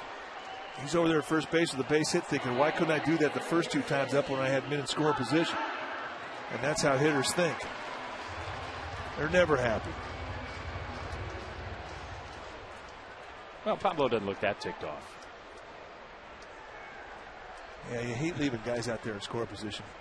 And he was, after that, particularly the second at bat in the second inning. Huff takes the ball. Pablo hit it so softly, and Sandoval feeling good after last night's game. Aubrey Huff's feeling good at the plate lately. He's had a lot of good at bats. Knocked in a run in the first here tonight. And lines one into center field. So Huff has a base hit. Back-to-back singles to start the fifth for the Giants. And you can't make a mistake and belt out to Aubrey Huff. He just will make you pay for it. He's a good mistake hitter. The thing about Aubrey Huff's swing, it's very flat. He stays in the zone a long time. And he is geared to the middle of the field. That's a perfect balanced swing. Squares it up, and Buckner's got his hands full right now.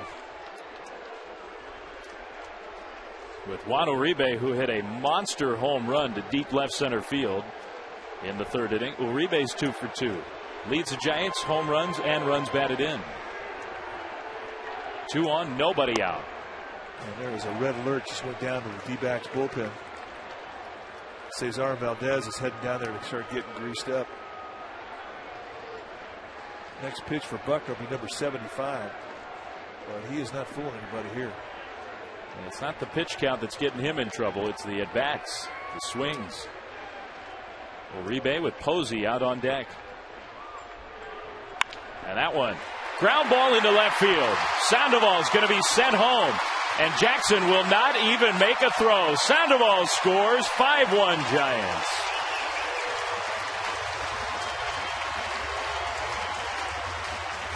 Well, ball on the ground, you're going to get a good jump. If you're at second base, you see this go right through you, and your eyes pick up Tim Flannery, the base coach, and it's either yay or nay, and Flan man waves them in. And you can see the head come down, and the runaway beer truck scampers right across the plate. Flan man, he will yell and coax and yell and holler. And he gets into his work, doesn't he? He does. So does that guy, Pablo Sandoval. And Flannery knew there was a chance for a play at the plate there because Jackson was coming up to the ball right as Pablo was coming to third and around third.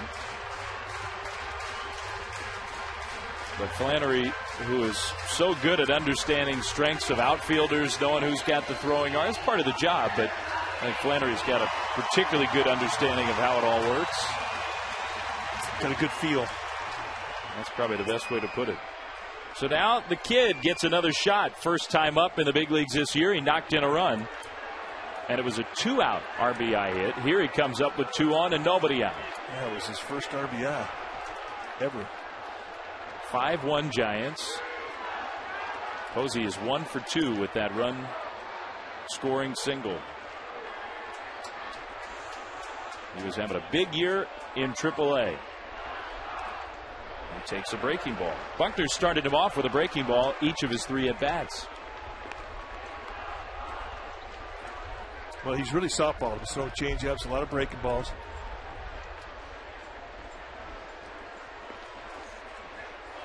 think anytime a guy comes out of the minor leagues, a big league pitcher thinks that he has the advantage with his specialty pitches. And that's all that Buckner has been comfortable in throwing Posey tonight. But each time you throw him one, you're giving him education, and pretty soon he's going to be on to you. Throws another one, and Posey takes ball 2. Now, Buckner spent some time this year and last year in the PCL in the same division that the Giants AAA affiliate is. I don't know if the two faced each other this year, but he's seen the Giants AAA team. D-backs see a lot of the Fresno Grizzlies.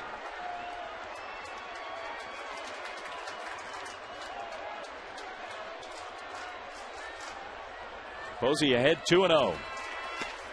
He takes a fastball.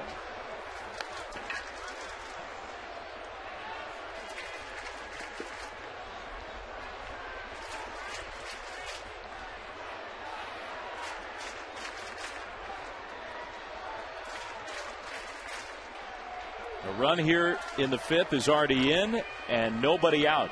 Snyder wants to go through those signals again. Well, he got shaken off 3 times. And he gave him his last sign. He's saying, oh, here we go. And Buckner just kept looking through. He doesn't shake off. He just keeps looking. He's going to keep looking until he gets the sign he wants. 2-1. A breaking ball. Back up the middle again.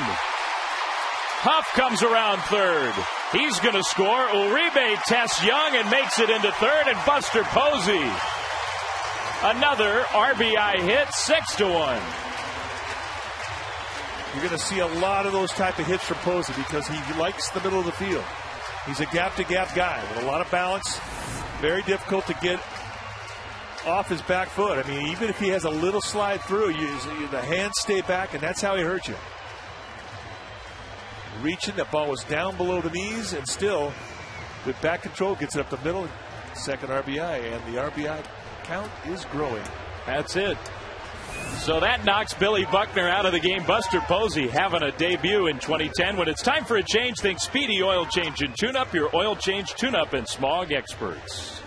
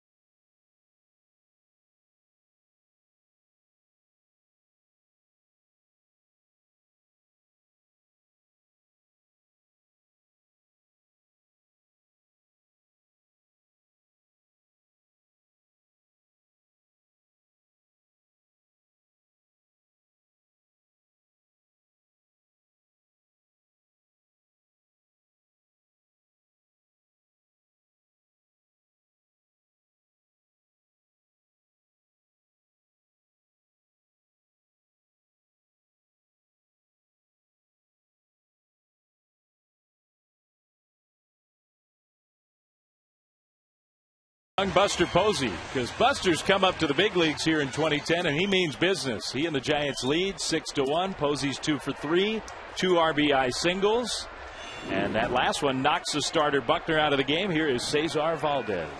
Mr. Posey is not Jimmy Jacking around. He is not. There you see the numbers for Valdez.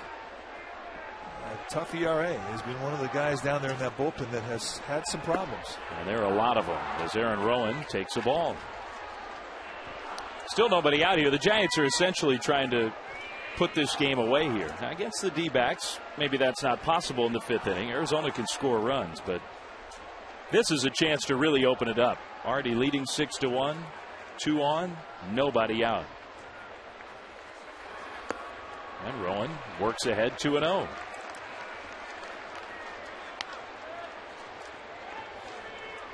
Aaron Rowand, a man who needs a hit. 0 for 2 with 2 swinging strikeouts tonight. His average for the year is down to 228. He's got a great chance to knock in a run here with Uribe at third. He pulls one. Diving stop by Reynolds. Gets Posey at second, and that's all they'll get. The ball was juggled on the exchange there. Uribe comes in to score. Rowand hit it hard. Gets a fielder's choice and gets an RBI. 7-1. Nice base running here. Juan Uribe, once he sees the ball go to second base, he takes off to home. And it was going to have to be a clean exchange, but when Kelly Johnson could not do that very thing, it was going to be an RBI. But again, good instinct on the base pass from Uribe. So the D-backs get 1 out. That's it. The Giants' lead is 7-1. Whiteside, who hit a home run his last at bat, that was against the starter Buckner. Now against Valdez. Hits one foul. John Bowker in the on-deck circle. It's the pitcher's spot due up next. And Jonathan Sanchez, even though it's just the 5th inning and the Giants lead 7-1, he has had to work so hard he may well be coming out of this game. But if that's the case, he has a chance to pick up a win. Back to the pitcher. There's one, and there's a double play. So Valdez quiets things down, but the Giants get 3 more runs, and after 5 lead this game 7-1.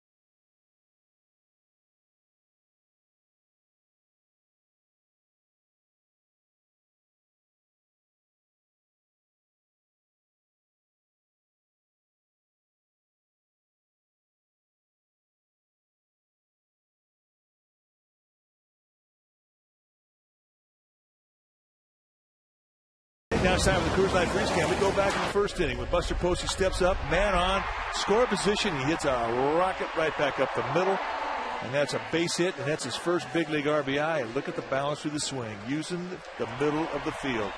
And the Panda, well, he's loving it. That's our Coors Light Freeze Cam, brought to you by Frost Brewed Coors Light, the world's most refreshing beer. Well, I think you could say that Buster Posey has had a nice 2010 debut. Sergio Romo now takes over on the mound for the Giants. Posey part of an offensive onslaught against the starter Buckner. 7 runs in the first 5 innings. There you see his body of work this season. Starting to whittle the ERA. Not much longer, we'll be back under 3. Drew, first pitch swinging to Posey. And he will feed to Romo there, and Romo might have gotten spiked. And kind of an awkward play there. They do get the out, but Romo's hurting a little bit. Well, you can walk those off normally. But Posey ranging to his right, and this is, again, you know, it's going to take a time where you can see just how severely. He was stepped on by Stephen Drew. Ooh. But, this is where we talk about the feel that you have to develop at first base. When do you take the play, when you don't take the play? And they're just going to be patient as he starts to learn the speed of this level. And it's going to take a couple of weeks. Tough play for Romo. I mean, you can't think about kicking any side of the bag. When you're walking over, you're not even watching the bag you're running to. You're watching the fly of the ball. So you're kind of finding out where that bag is out of the corner of your eye. And when you put your foot down, oftentimes it's going to be right in the middle of the bag. You can't blame Drew for stepping on his foot.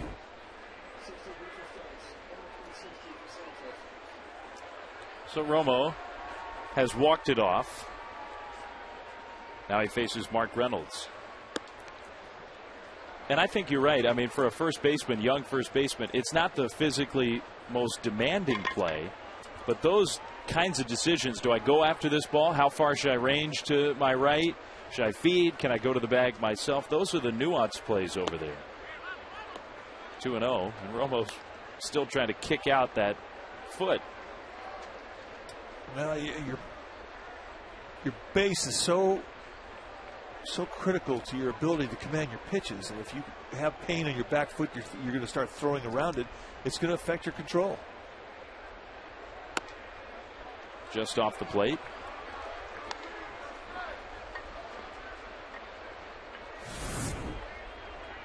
You watch the motion. You watch that back foot. And that looked to me like the drive was pretty solid there. But still, I think he's thinking about it. I don't think his concentration is complete to the glove. Reynolds taking all the way, takes a strike. One thing about this game, the Giants bullpen is involved here already in the 6th inning. But last night, Matt Cain went the distance. Jeremy Affeldt is back healthy. He's available tonight, so the Giants have the full complement down there. Reynolds takes a shot at one way up there, but Huff has room. Just barely 2 down. Wow. Just got underneath of the bid, and that ball, no doubt, is out in Arizona, and that's exactly what Reynolds is thinking when he's walking back to his dugout. That, my friends, is a big league hang with him. Reynolds has amazing power. I mean, you stand next to him, he's not a big guy. He's not like Ryan Howard, even Albert Pujols, somebody like that, but there may be nobody in the game who has more raw power than Mark Reynolds. He hits the ball as far as anybody. Yeah. Chris Young's got a little pop. Fastball inside. Yeah, the D-backs, I mean, they're scary up and down the lineup. If you make mistakes to them, they will hurt you. And they can hurt you in a big way. Not just a single. We're talking about instant run.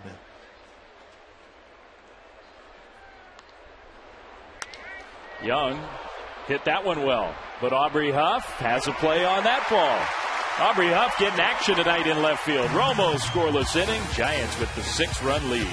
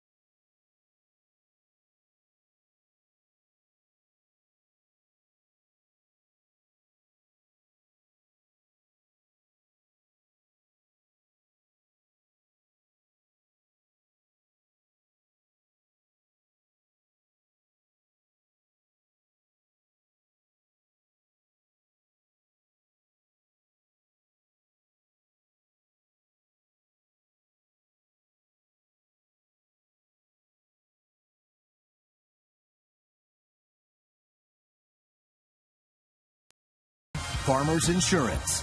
To find your local Farmers agent, call 800-FARMERS today. By your Northern California Honda dealers at shophonda.com. And by Xfinity, the next generation in home entertainment. Now available in the Bay Area and coming soon to the Central Valley. Here is our McDonald's game summary from beautiful San Francisco. All Giants tonight, right from the start, leading 7-1. Buster Posey, the big story of the day, called up this afternoon. Here he is in the starting lineup. He's gone 2 for 3, knocked in 2 runs. First 2 he's ever driven in as a big leaguer. Not the last 2, though. Juan Uribe also with an excellent game offensively. Giants are into the D-backs bullpen. Here's Bowker as a pinch hitter. First pitch swinging. And Bowker will be thrown out.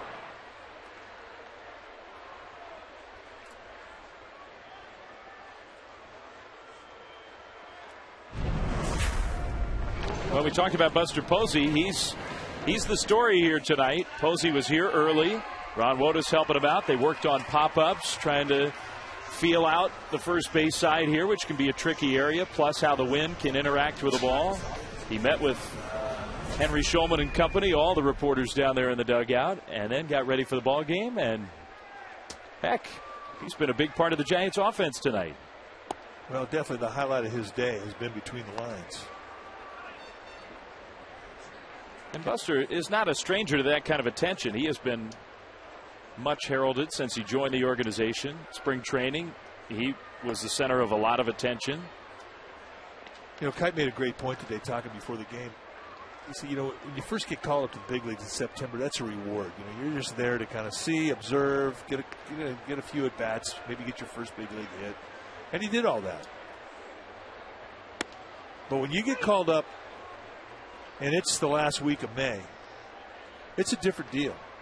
You're not expected to come up here and have fun and take pictures and get your first big league knock. You're expected to perform, and there's a different pressure in that. With expectation comes different pressures. Different pressures, you got to see how a guy's going to perform. And I don't think the Giants have any doubt that long-term Posey's going to perform. The question is, in that kind of pressure that you're talking about and joining an offense that has been struggling to score runs, how will he perform right now? Is he ready to do it right now? Tonight certainly makes you think he's pretty ready. Andres Torres, meanwhile, having another good game as the Giants' leadoff hitter. Been on base twice. He's got this count full. Fouled it off his foot.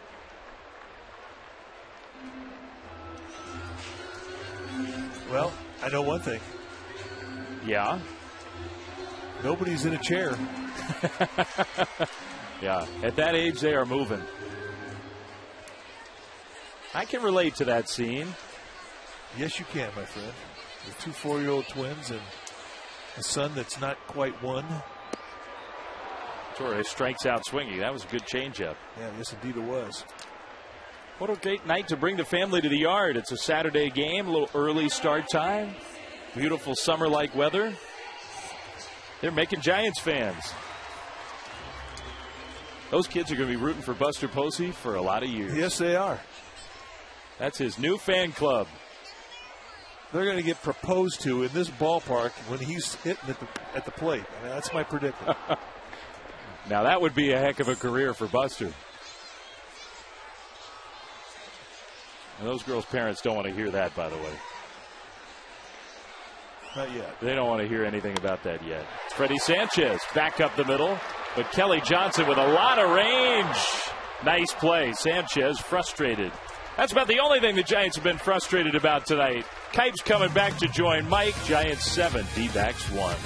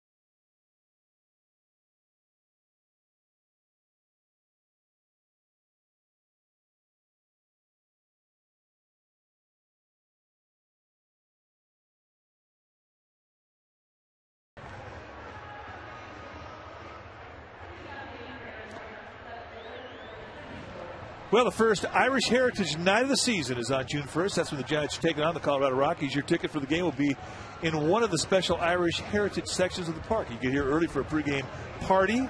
Also, the event ticket holders will receive a limited edition Irish-themed Giants t-shirt. For tickets or more information, call 415-972-2298, or you can visit sfgiants.com/special events. We are in the top of the 7th inning. It is 7-1 Giants. And here again is Dwayne Kuiper. All right, thanks, Mike. And it's Denny Bautista who is now pitching. How's your voice hanging up? It's not bad. Lee Jones made me some special tea. And it was, I saw the package. It's a special Coach Your Throat tea. What it didn't say is it'll also make you gag tea. Don't worry. Just drink your tea. I mean, at some point, yeah, I'll coat your throat. That sounds good. I'm in. Right? It's good. But you got to fight it to keep it down. He brewed an old pine tar rag. That's what he used. Every time I turn around and take a sip, I look at him and he's snickering. It's like, okay, what did he do with this? 2 balls and no strikes to Connor Jackson.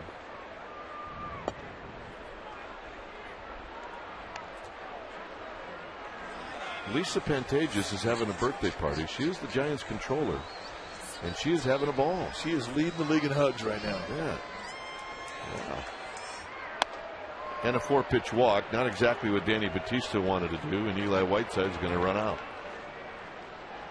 That will always get the manager's attention. Well, and I'm sure Eli Whiteside is saying the same thing that Bruce Bochy would say, and that is, yo, Denny, check out the scoreboard. We're ahead 6-1 or by 6 runs. You got a challenge. But right now, we're going to take a look at our flip video splash cam as you look at the hills across the bay. Beautiful time of night. The reflections on the windows, they look like bonfires. Here's Snyder. Take a little off. Just get it in there for a strike. Get in the habit of that. Well, I like the call. They missed 4 times with fastballs. They opened up this AB with a nice little cut slider, nickel slider.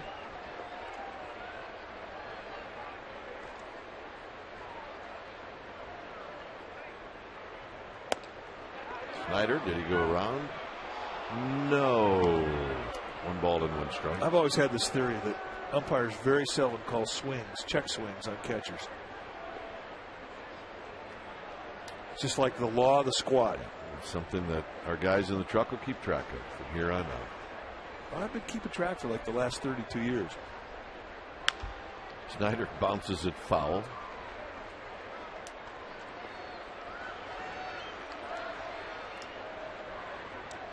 Snyder takes a little bit of a walk outside the box. Before they had Major League Baseball players wore batting gloves. I think the speed of the game was a little better. Well, I agree with you. A lot of adjusting of the batting gloves. It's blocked by Eli Whiteside, and I have to believe, more so than not, it's just out of habit. There's nothing wrong. The gloves aren't loose. It's just part of the rhythm, routine that they have before they get in the box. Everything's the same. It used to be you'd knock the bottom of your spikes, knock the dirt out. You don't do that anymore. No. Now it's batting gloves. 3-2. Just watch Bruce Bochy turn around and act like he was drinking my tea. Well, that's what base on balls will do to a manager. It'll make you gag a little bit. Not a problem. Right here for Bautista. As that foul knocked Eli Whiteside's mask off.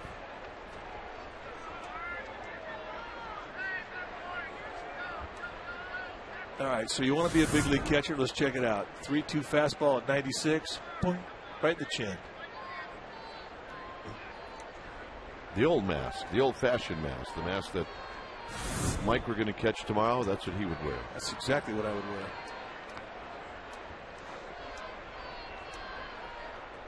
Runner goes. He walked him.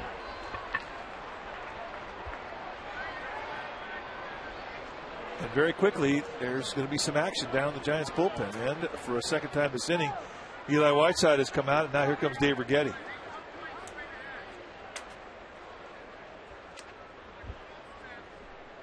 All right, Sportsnet Central tonight at 10:30 right here in Comcast Sportsnet Bay Area.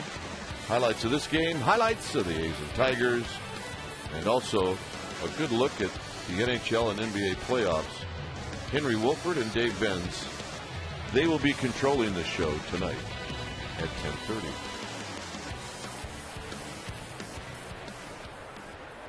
Dan Runsler and Santiago Casillas getting loose. Here's Parra, the pinch hitter.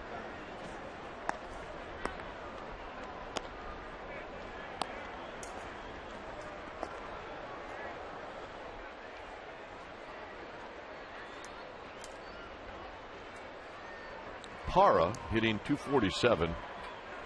Pinch hit last night and went 0 for 1. Down low, 1 ball and no strikes. And really not close.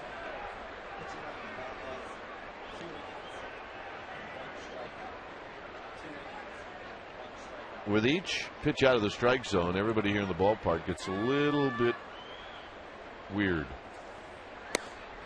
And he gets the call. 1 ball and 1 strike. And that's kind of a gift.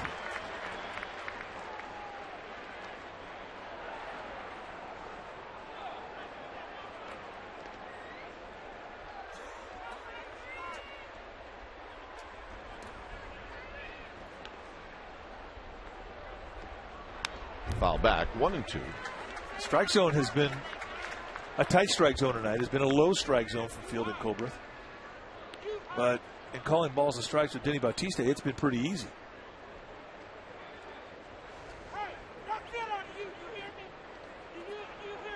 The 2 walks he gave up, they were close. And you can see that the D-backs are beefing about that first strike that Colbreth called on Parra. Did you ever want to be an umpire? Only when I was hitting. Yeah, that's true. And Parra goes around, so he's retired. It's really not a good answer. No, I don't think so. Well, you can definitely calm a bench down. You can do that, but that's why you have kids. Yeah, that's true. We do the same thing. You exert your authority with your kids. That's the don't talk to your mother like that look. I've seen that look. Kelly Johnson takes low and away. 1 ball and no strikes.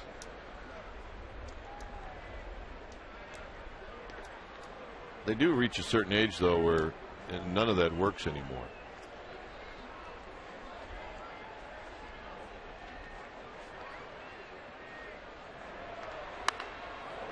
All right, that's pretty impressive. Down right at the end of the club level down the right field line. I think he's one of the quickest guys middle in. Yeah.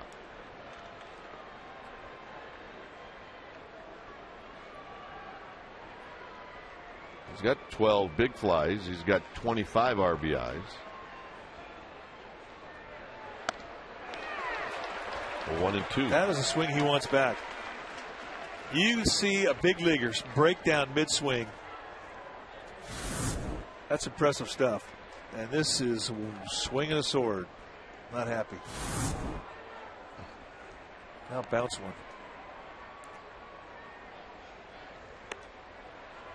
A bit wide at 95. 2 and 2.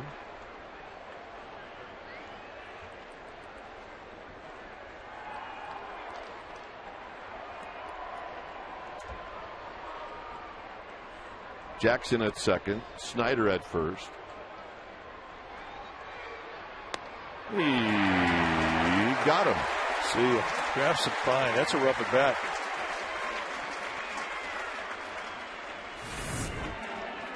This is just nasty. And when you can lock up a guy like Drew who's got a good eye and is seeing it pretty good right now, you've made a great pitch. Or Kelly Johnson, I beg your pardon.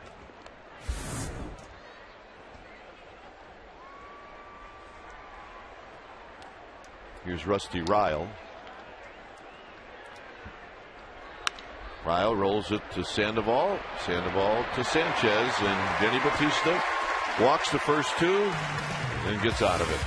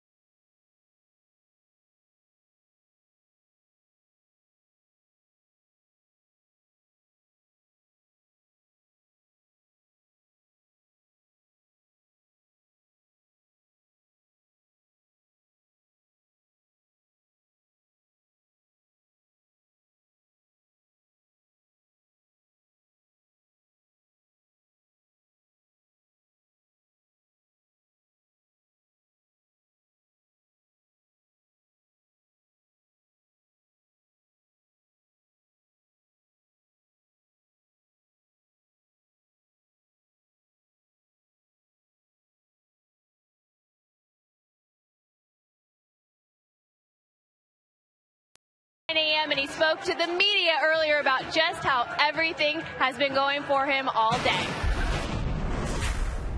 After the game last night, I was in the hotel and got the call at about 11:30. Steve Decker, he called me and told me that they were going to make a move. Tried to get as much sleep as possible. I wasn't walking in too much. I'm mostly excited. I mean, there's a few butterflies, but I mean, I think that's pretty normal. So I'm just ready to get the game going. All right, he did tell me that he did have some butterflies before the game today, but it sure doesn't look like it the way that he's playing. Gentlemen? Well, it's always a good story, and every major leaguer's got one when they get called up. Everybody's got a story that's worth listening to, because it is the moment you waited for your whole life as a player. And in this case, Buster Posey was here last year, but under way different circumstances now. 7-1 Giants. Here's Pablo Sandoval facing Saul Rivera. And Sandoval on the first pitch, right back up the middle for a base hit. Stay hot.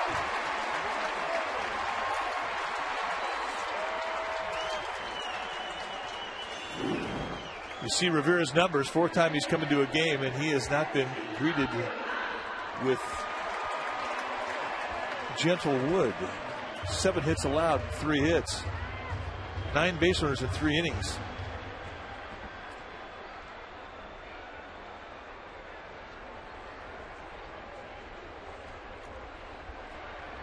Here's Aubrey Huff.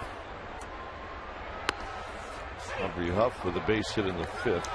Giants in the 5th started out the inning with 4 straight singles.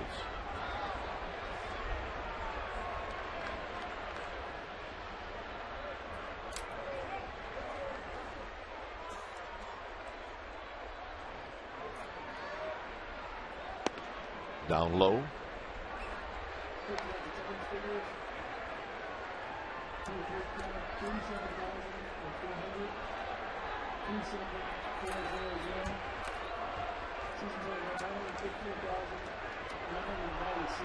Sandoval with his lead at first.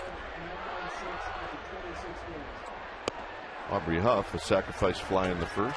You know what's happened with this generation of hitter? Because they have access to too much information. I mean, when you come out of the bullpen and they don't really know much about you, they look right up and they see your stats. And if your stats are ugly and you've given up a lot of runs in your ERAs in the 9s, they start drooling on the on-deck circle. This is chopped off of Huff's hoof, and it's 2-2. I mean, in the old days, You didn't know what the guy's numbers were. But now you look up on the board and they tell you, what your ERA is, or how many innings you've pitched, how many hits you've allowed. And they see 18 and they start thinking, you know what? This is going to be fun. And half anything up here is confidence. Shot to left field by Aubrey Huff. His second hit.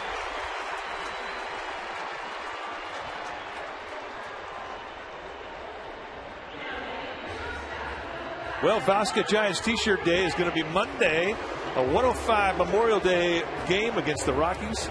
The first 20,000 fans are going to get a Giants SF flag T-shirt from Vasca. Visit sfgiants.com for tickets. There'll be a duel on the mound. Two of the best arms in baseball, Lincecum, Jimenez. You're not going to want to miss it. Go to sfgiants.com for tickets. Uribe has had a perfect evening. He's 3 for 3. When he hasn't knocked one in, then he scored. It's 7-1 Giants here in the 7th inning.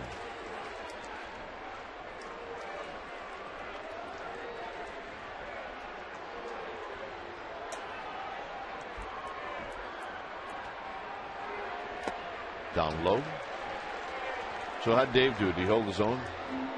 Young Dave Fleming. We can't call him young anymore. No, we can't. He's got 3 kids.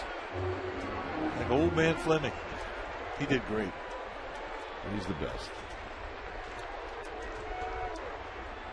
He is just totally happy behind that microphone. Indeed he is. Born to do this. Does it all winter. I know. We have to take some time off. Dave, he keeps looking for other microphones. He's doing Stanford football, Stanford basketball.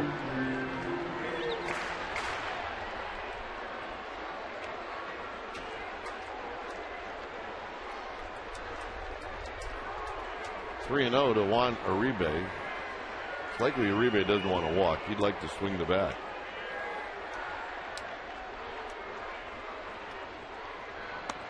But he is taking all the way, and it's now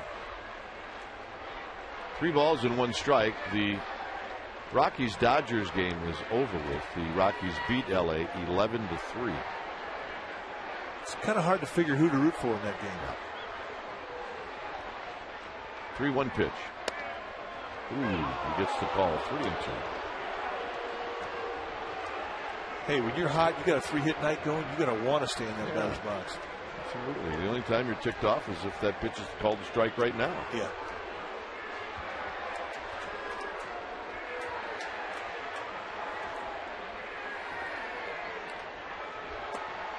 And Buster Posey's going to hit with the bases loaded and nobody out. Well, have a night, kid. Here's your opportunity.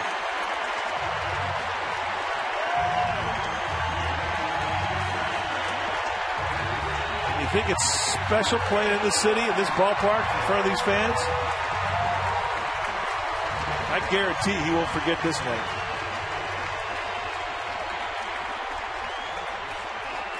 He's had 2 singles in this game, and both have knocked in a run.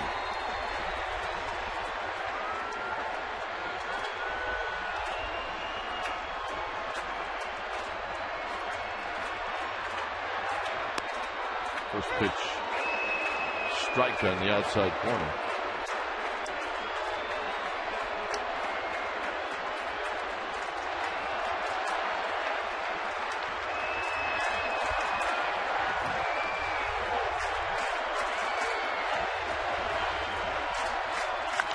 On the ground and a base hit into left field.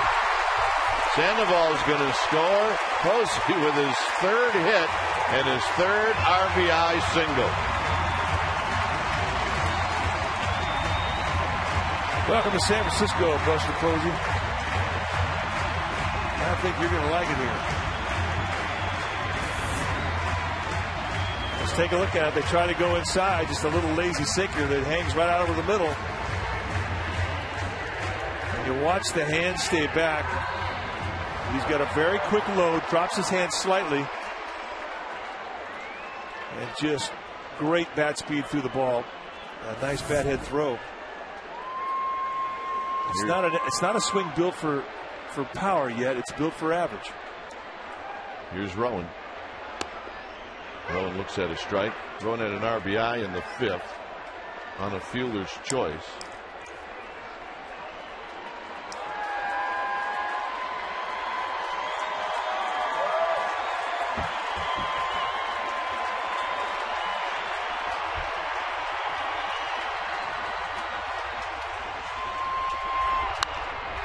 Foul down the right field line. And it's 0-2.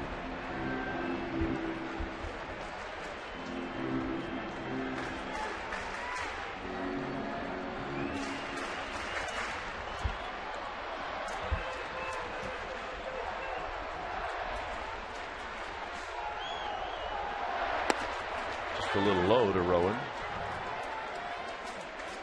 Spochi would like to get this guy going. Aaron Rowan. Esmeralda Vasquez getting loose now in the D-backs bullpen.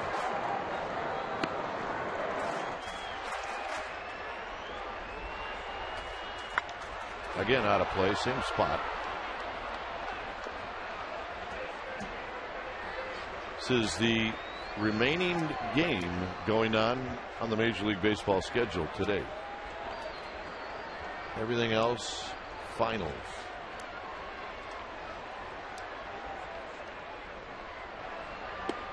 On a day where just another perfect game was thrown, this one by Roy Halladay. Tell you what, those Florida teams can cough up some perfect games. I guess so. Dallas Braden, no hit, perfect game against Tampa Bay. And Roy Halladay doing it against the Miami, Florida Marlins. And Rowan out swinging. Rowan saying it hit the dirt. Nobody's arguing. 1 out here in the 7th.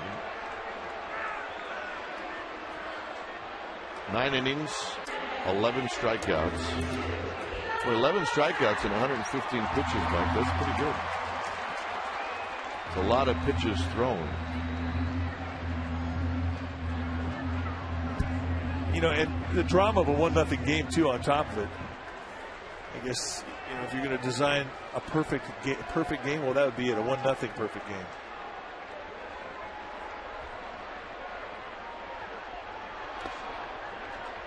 Snyder can't find it. Whiteside hit a home run in the 4th. 2 home runs in this game for the Giants, Uribe and Whiteside.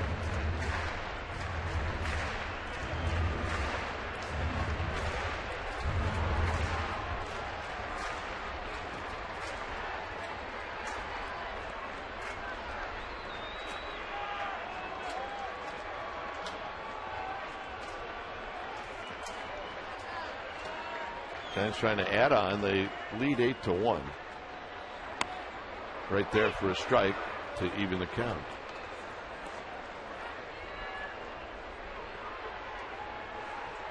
Tomorrow, Sunday, day game. Giants pregame live will be at 12:30. Whiteside on the ground. Drew has it. He will go to second for 1, and that's it. The out call at second. A run comes in. It'll be an RBI for Whiteside. And it's now 9-1. Yeah, nice play from Stephen Drew just to get the 1 out of the force. And Whiteside going down there. Good low ball hitter. Drew has to go down to a knee. And really, again, just a good effort to get the 1 out. Here's Denny Bautista. We're going to find out if Denny Bautista can hit.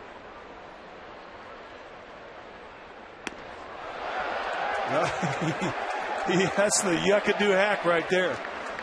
We had a caller call in the other day. Says, what is the yuckadoo hack exactly? Well, look up Denny Bautista in the dictionary and you'll see what the yuckadoo hack looks like. It's going to fall. Uribe scores. Denny Bautista with the base hit. Yeah, his first hit in RBI of the year will make it a Ford right choice.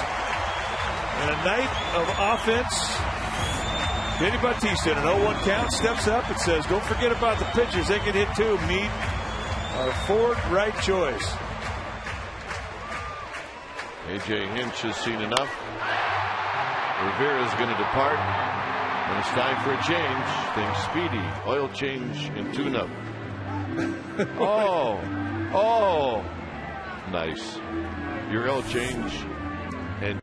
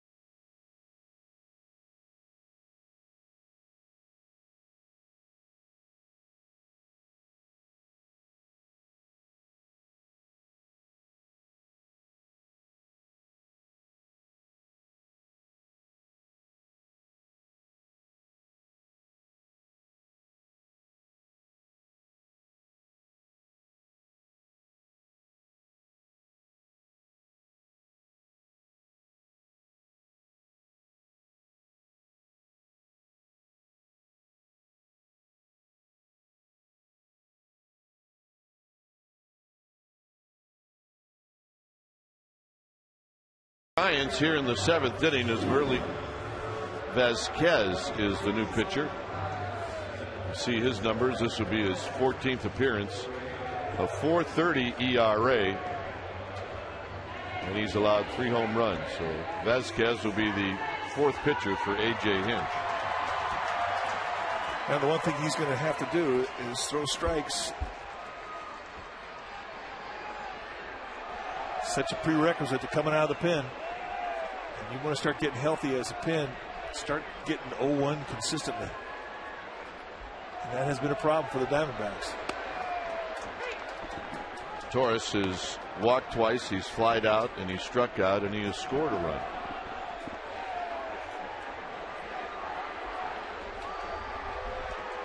Whiteside at second, Bautista at first. And the pitch is low to even the count.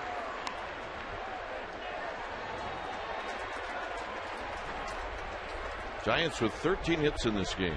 13.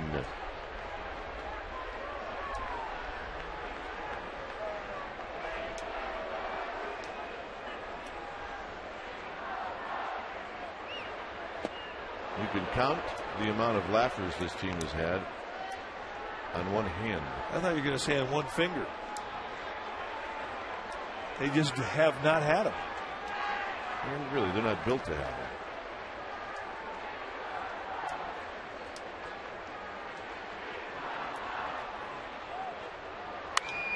Foul down the left field line.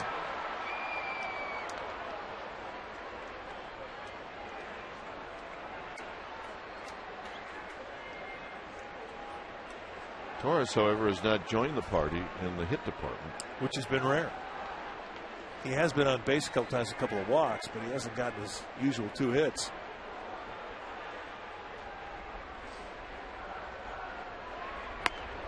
Inside at 93, 2-2. I mean, I tell you how it's been. I mean, you talk about a ballpark that's not used to blowouts. As we actually saw Giants fans here start a wave. Got like 2 sections of chairs, and then that was it. It kind of fizzled out, but they tried it. They tried to do a wave. Johnson, and they flip it. He flips it to Drew to end the inning. Giants score 3 times. We'll head to the 8th. 10-1 Giants.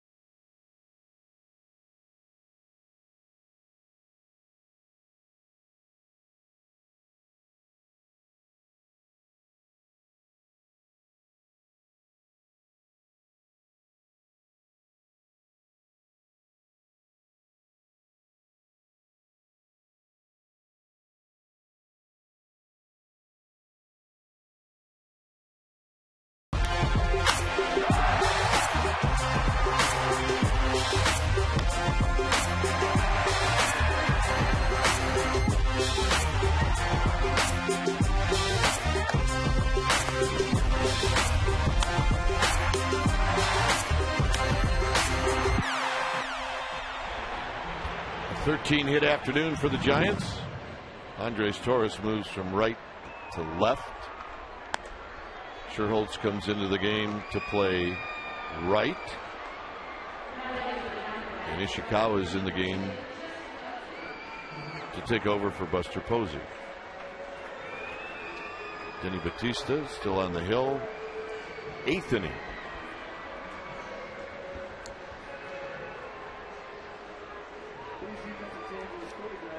Bautista will face Justin Upton.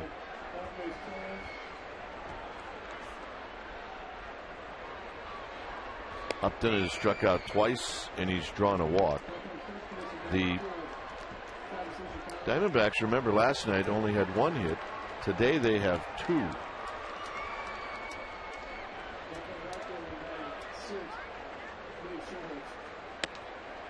Two balls and no strikes.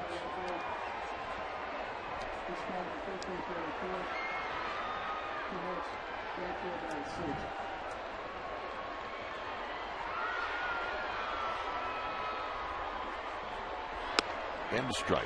2 balls and 1 strike.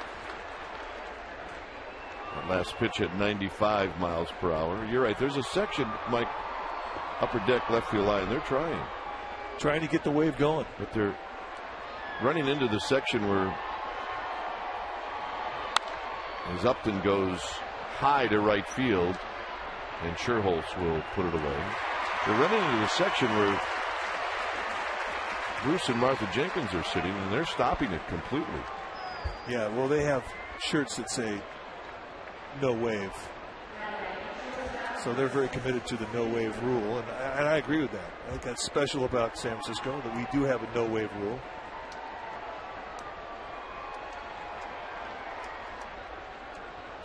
Here's Stephen Drew. Strikeout and a ground out and a walk and a pitch wide, and it's 1-0. There's the dog. He would not do the wave. Dog's going to be liking the score tonight. Giants faithful really don't know how to handle a 9-run lead. That's right. They're not used to it. Well, I tell you, I'm not that used to it either. It's screwing us up here, folks. We don't know how to handle it. We just know it feels good.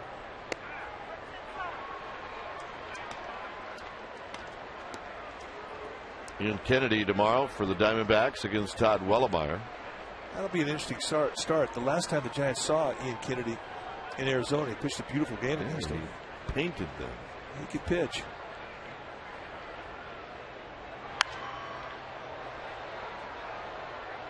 Two and two. But you know, you watch the Diamondbacks, and in their ballpark, they're scary because they've got power up and down their lineup. And you have that feeling when you're watching the game, let alone being on the mound, pitching to that lineup, that they could explode at any given inning, any given at bat, any given pitch. But you don't have that feeling about this team in this ballpark. Look out. It's the ballpark that favors the pitcher. The ballpark in Arizona favors the hitter. Well, the Giants are hoping that holds true with the next team coming in on Monday.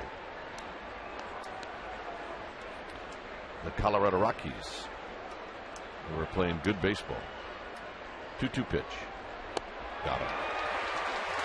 That slider has really been a great strikeout pitch tonight for Bautista. That's his 3rd strikeout in an inning and 2/3. Just a straight downer. And you talk about 2-plane break. Wow. Late, quick. Have some pine meat. Here's Reynolds. Mark Reynolds.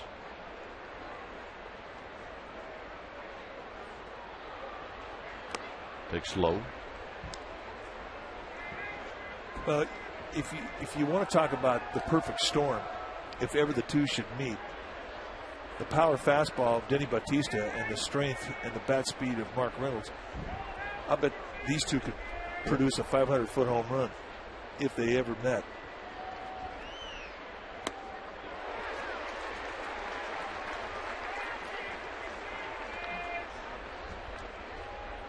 Reynolds Reynolds has got 12 this year. Reynolds has not struck out today. He will strike out a lot on the season so far for Reynolds.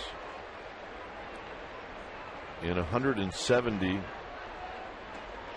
at bats, 66 strikeouts. 2-2. But you know, the guy's scared because you're thinking, okay, I could throw the same pitch, same location, and he'd kill it. So you're not really comfortable throwing to a guy like this because he's got so much power.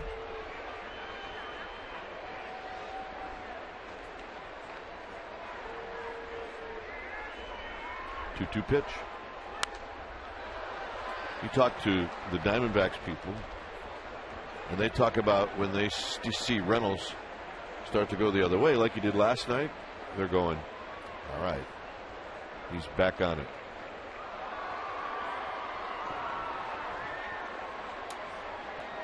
Two and two. See A.J. Hinch, the skipper. And Reynolds strikes out to end the inning. 4 strikeouts in 2 innings for Bautista. 10-1 Giants.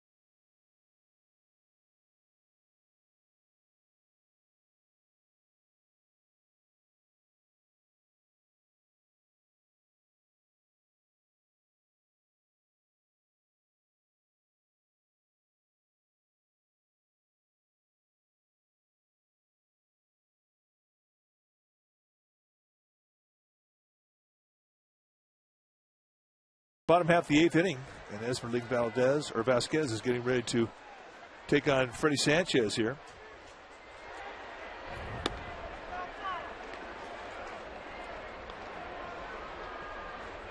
Sanchez 1 for 3.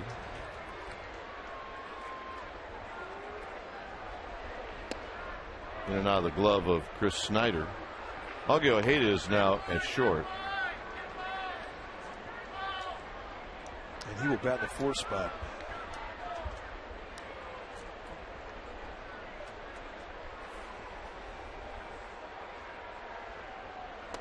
High to Sanchez. 10 runs on 13 hits. Giants have had 2 3-run innings. Amy G is still hanging in there. Amy, what's up?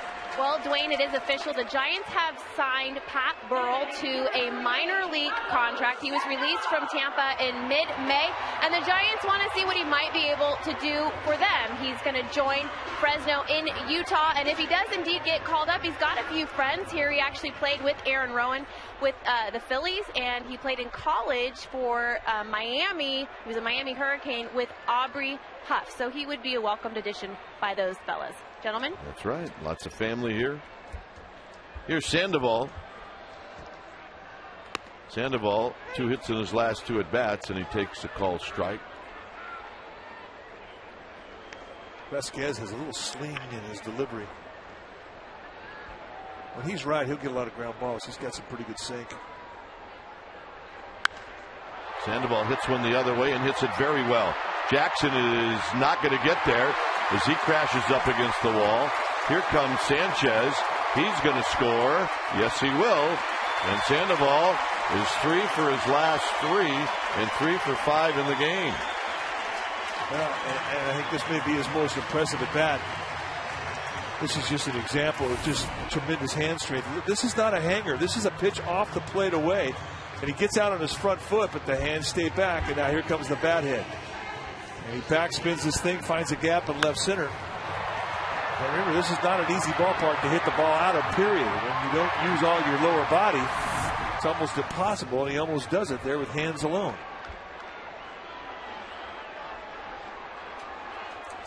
Ishikawa batting for the first time.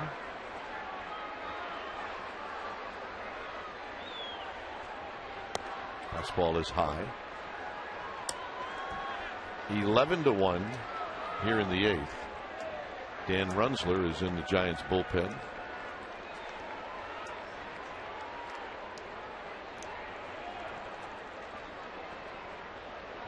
Low to Ishikawa, 2-0.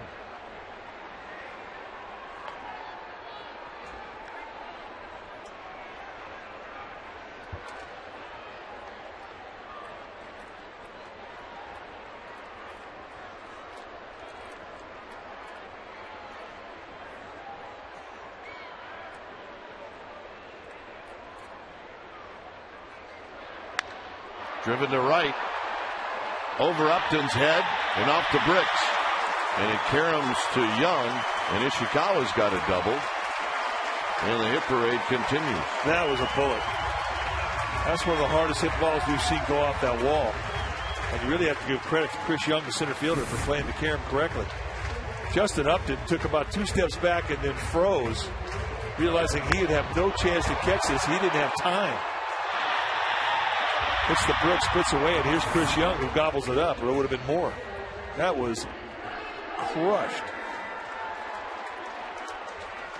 Giants are teeing off.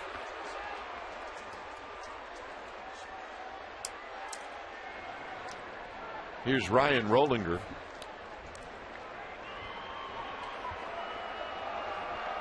Rollinger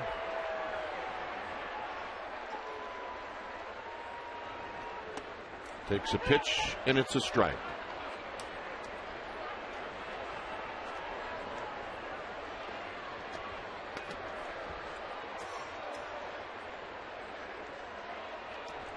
No balls and 1 strike. Rollinger lines this one at Ojeda. That was a well-hit ball.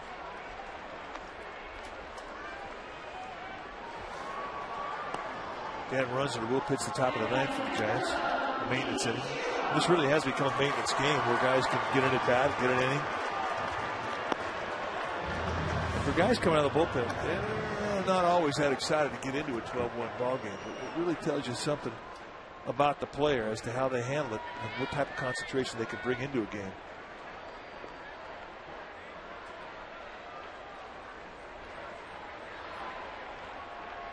Scherholtz batting for the first time, pops this one up.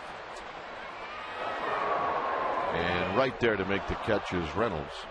So Scherholtz retired. So 2 pitches, 2 outs. And Aaron Rowan's got a crack at getting a base hit in this game.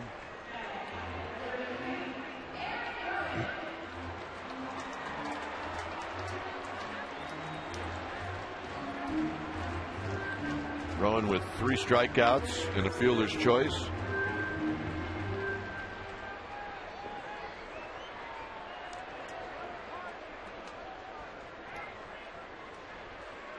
This is a big at bat for Aaron Rowan. I mean, he has a chance for a hit. Right through the legs and a base hit. And Ishikawa is going to stop at 3rd. And I'm glad to see that. He was grinding. He had an 0 for 4 with 3 strikeouts going into that AB. And that swing of the bat there and that base hit will make that ride home a little bit easier. And Tim Flannery with the no piling on, holding up Ishikawa at third.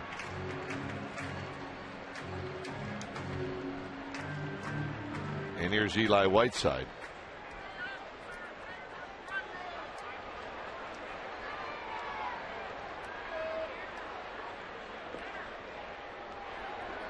Whiteside looks at a strike, and it's 0-1.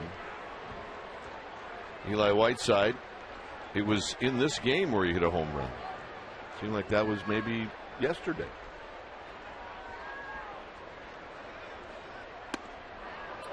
Good breaking ball, 0-2. Well, it did seem like it was a different time, and perhaps it was. When the score was close and this game was yet to be decided, his home run was a big swing of the bat.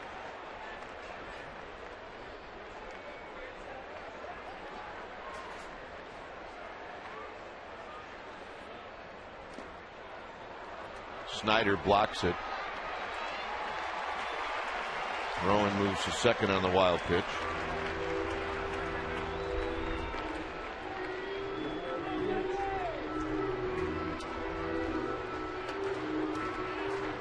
$37,400 here at the ballpark tonight. A 6 o'clock start.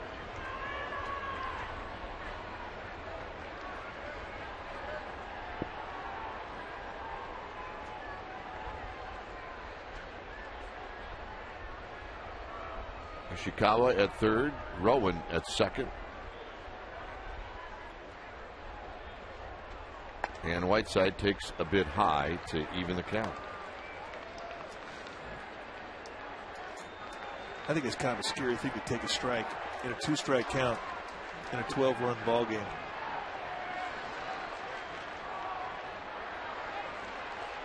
A 12-1 ball game. Those games have a tendency to see the strike zone expand a little bit. Look out. It almost got Ishikawa.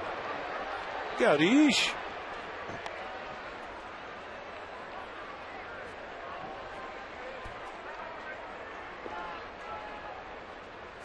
As long as you're in foul territory, if you get hit, you're not out. That almost got him. One way or the other, in fair or foul territory, it's going to hurt. 2-2. Foul back. Right over the backstop.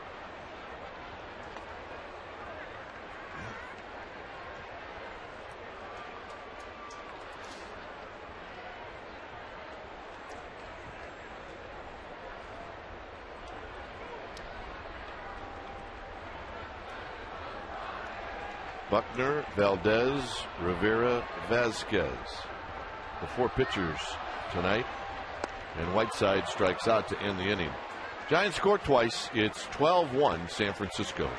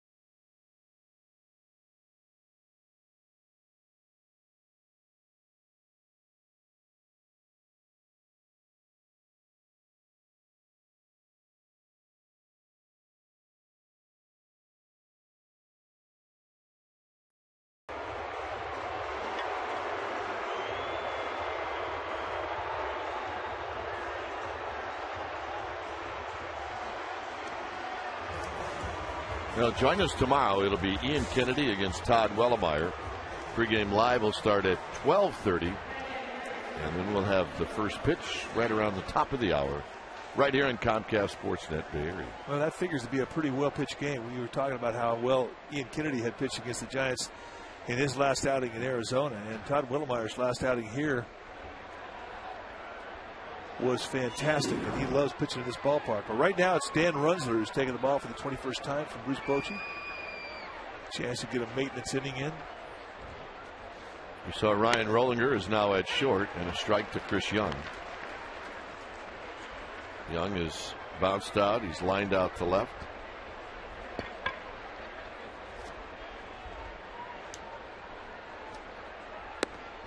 At the knees, and a quick 0-2.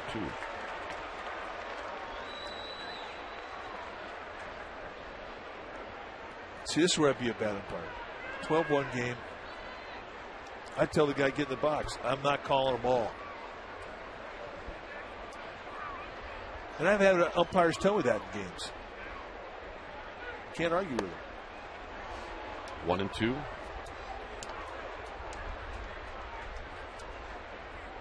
It's not a bad plan, just so it's not ridiculous. Well, yeah, you can't be calling 2 hoppers strikes, but.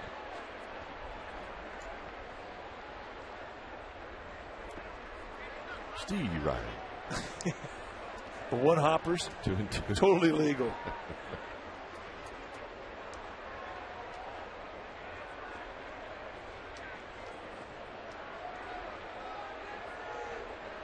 On deck, Connor Jackson. Popped up a souvenir. There's one area at the club level that has gotten about 15 foul balls.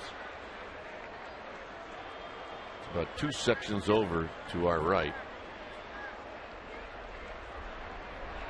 A hotbed. It's the place to be. 2-2. If you're going to sit there, bring your gloves. Sandoval scoops this one up. 1 out. Here's Connor Jackson.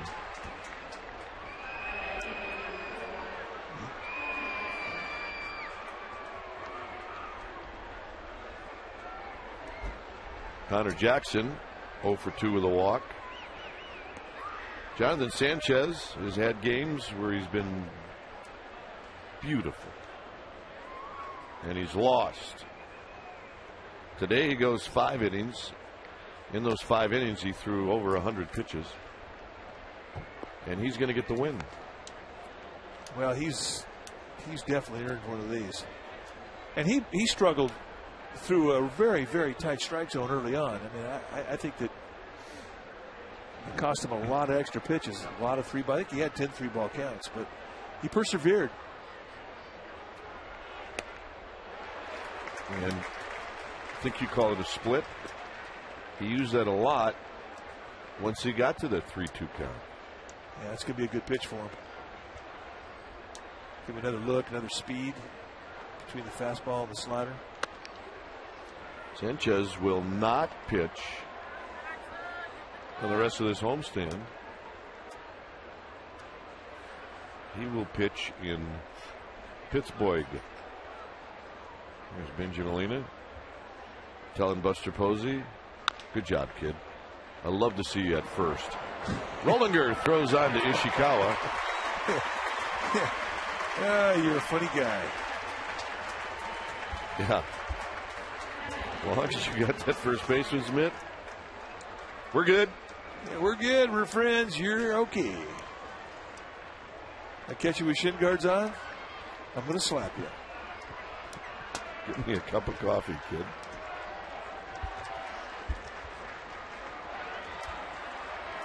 Here's Chris Snyder.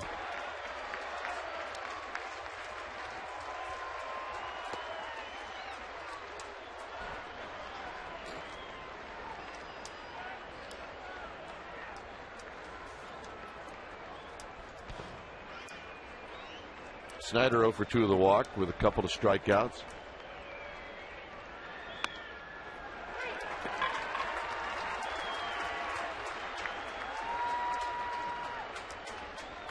Bunch are throwing the ball well.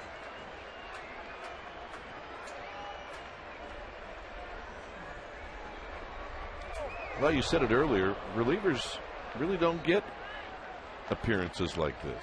They don't, and they for the most part, they don't like them because there's not a lot of adrenaline attached to this. I mean, there is pressure because it obviously is going to go on your baseball card, but it's not like a one-run game. It just isn't, especially this late in the ball game. This game's been decided. The teams are going to play it out. You got to find a way to motivate yourself. I mean, how many times have we seen it where, a closer who hasn't pitched in 4 or 5 days gets in a blowout like this for an inning of work, and he puts up 4 runs. 3-1 to Snyder, and the walk.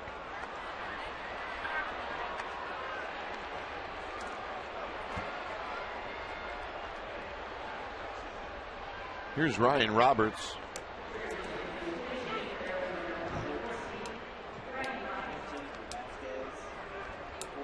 Roberts is pinch hitting for Vasquez.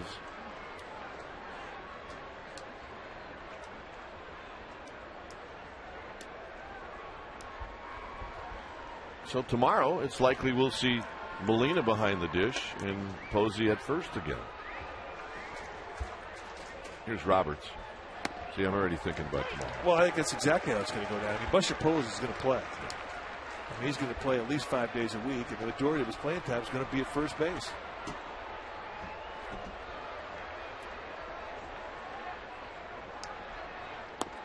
Good pitch from Runzler, 0-2. And the question that writers are going to ask Bruce Bochy is that going to stun his growth as a catcher? Well, I guess you could say to a degree, yeah, if he's not catching every day, but they need his bat. He showed up tonight, and he showed up big. Runzler at 94, misses high.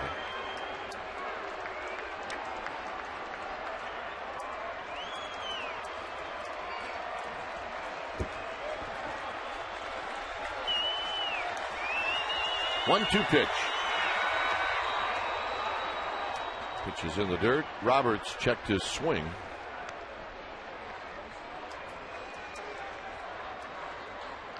Runzler trying to get the strikeout, make a lot of fans happy. But you have to really be in control of the tempo of this inning, of this moment.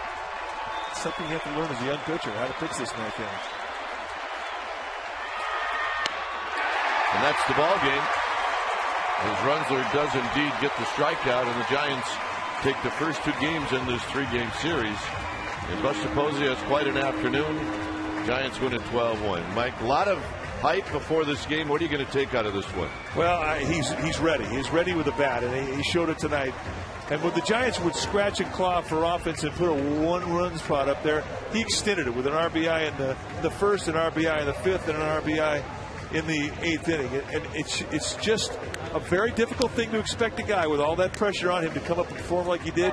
And he did in a very relaxed manner, and he was relaxed. And that's what I'm going to take from this ball game. He played tonight like he's been here for a long time. All right, join us for the final game tomorrow. Pre-game live will start at 12:30. Giants post-game live with interviews and the wrap is coming up. But first, let's go to the Comcast studios for an update from Sportsnet Central.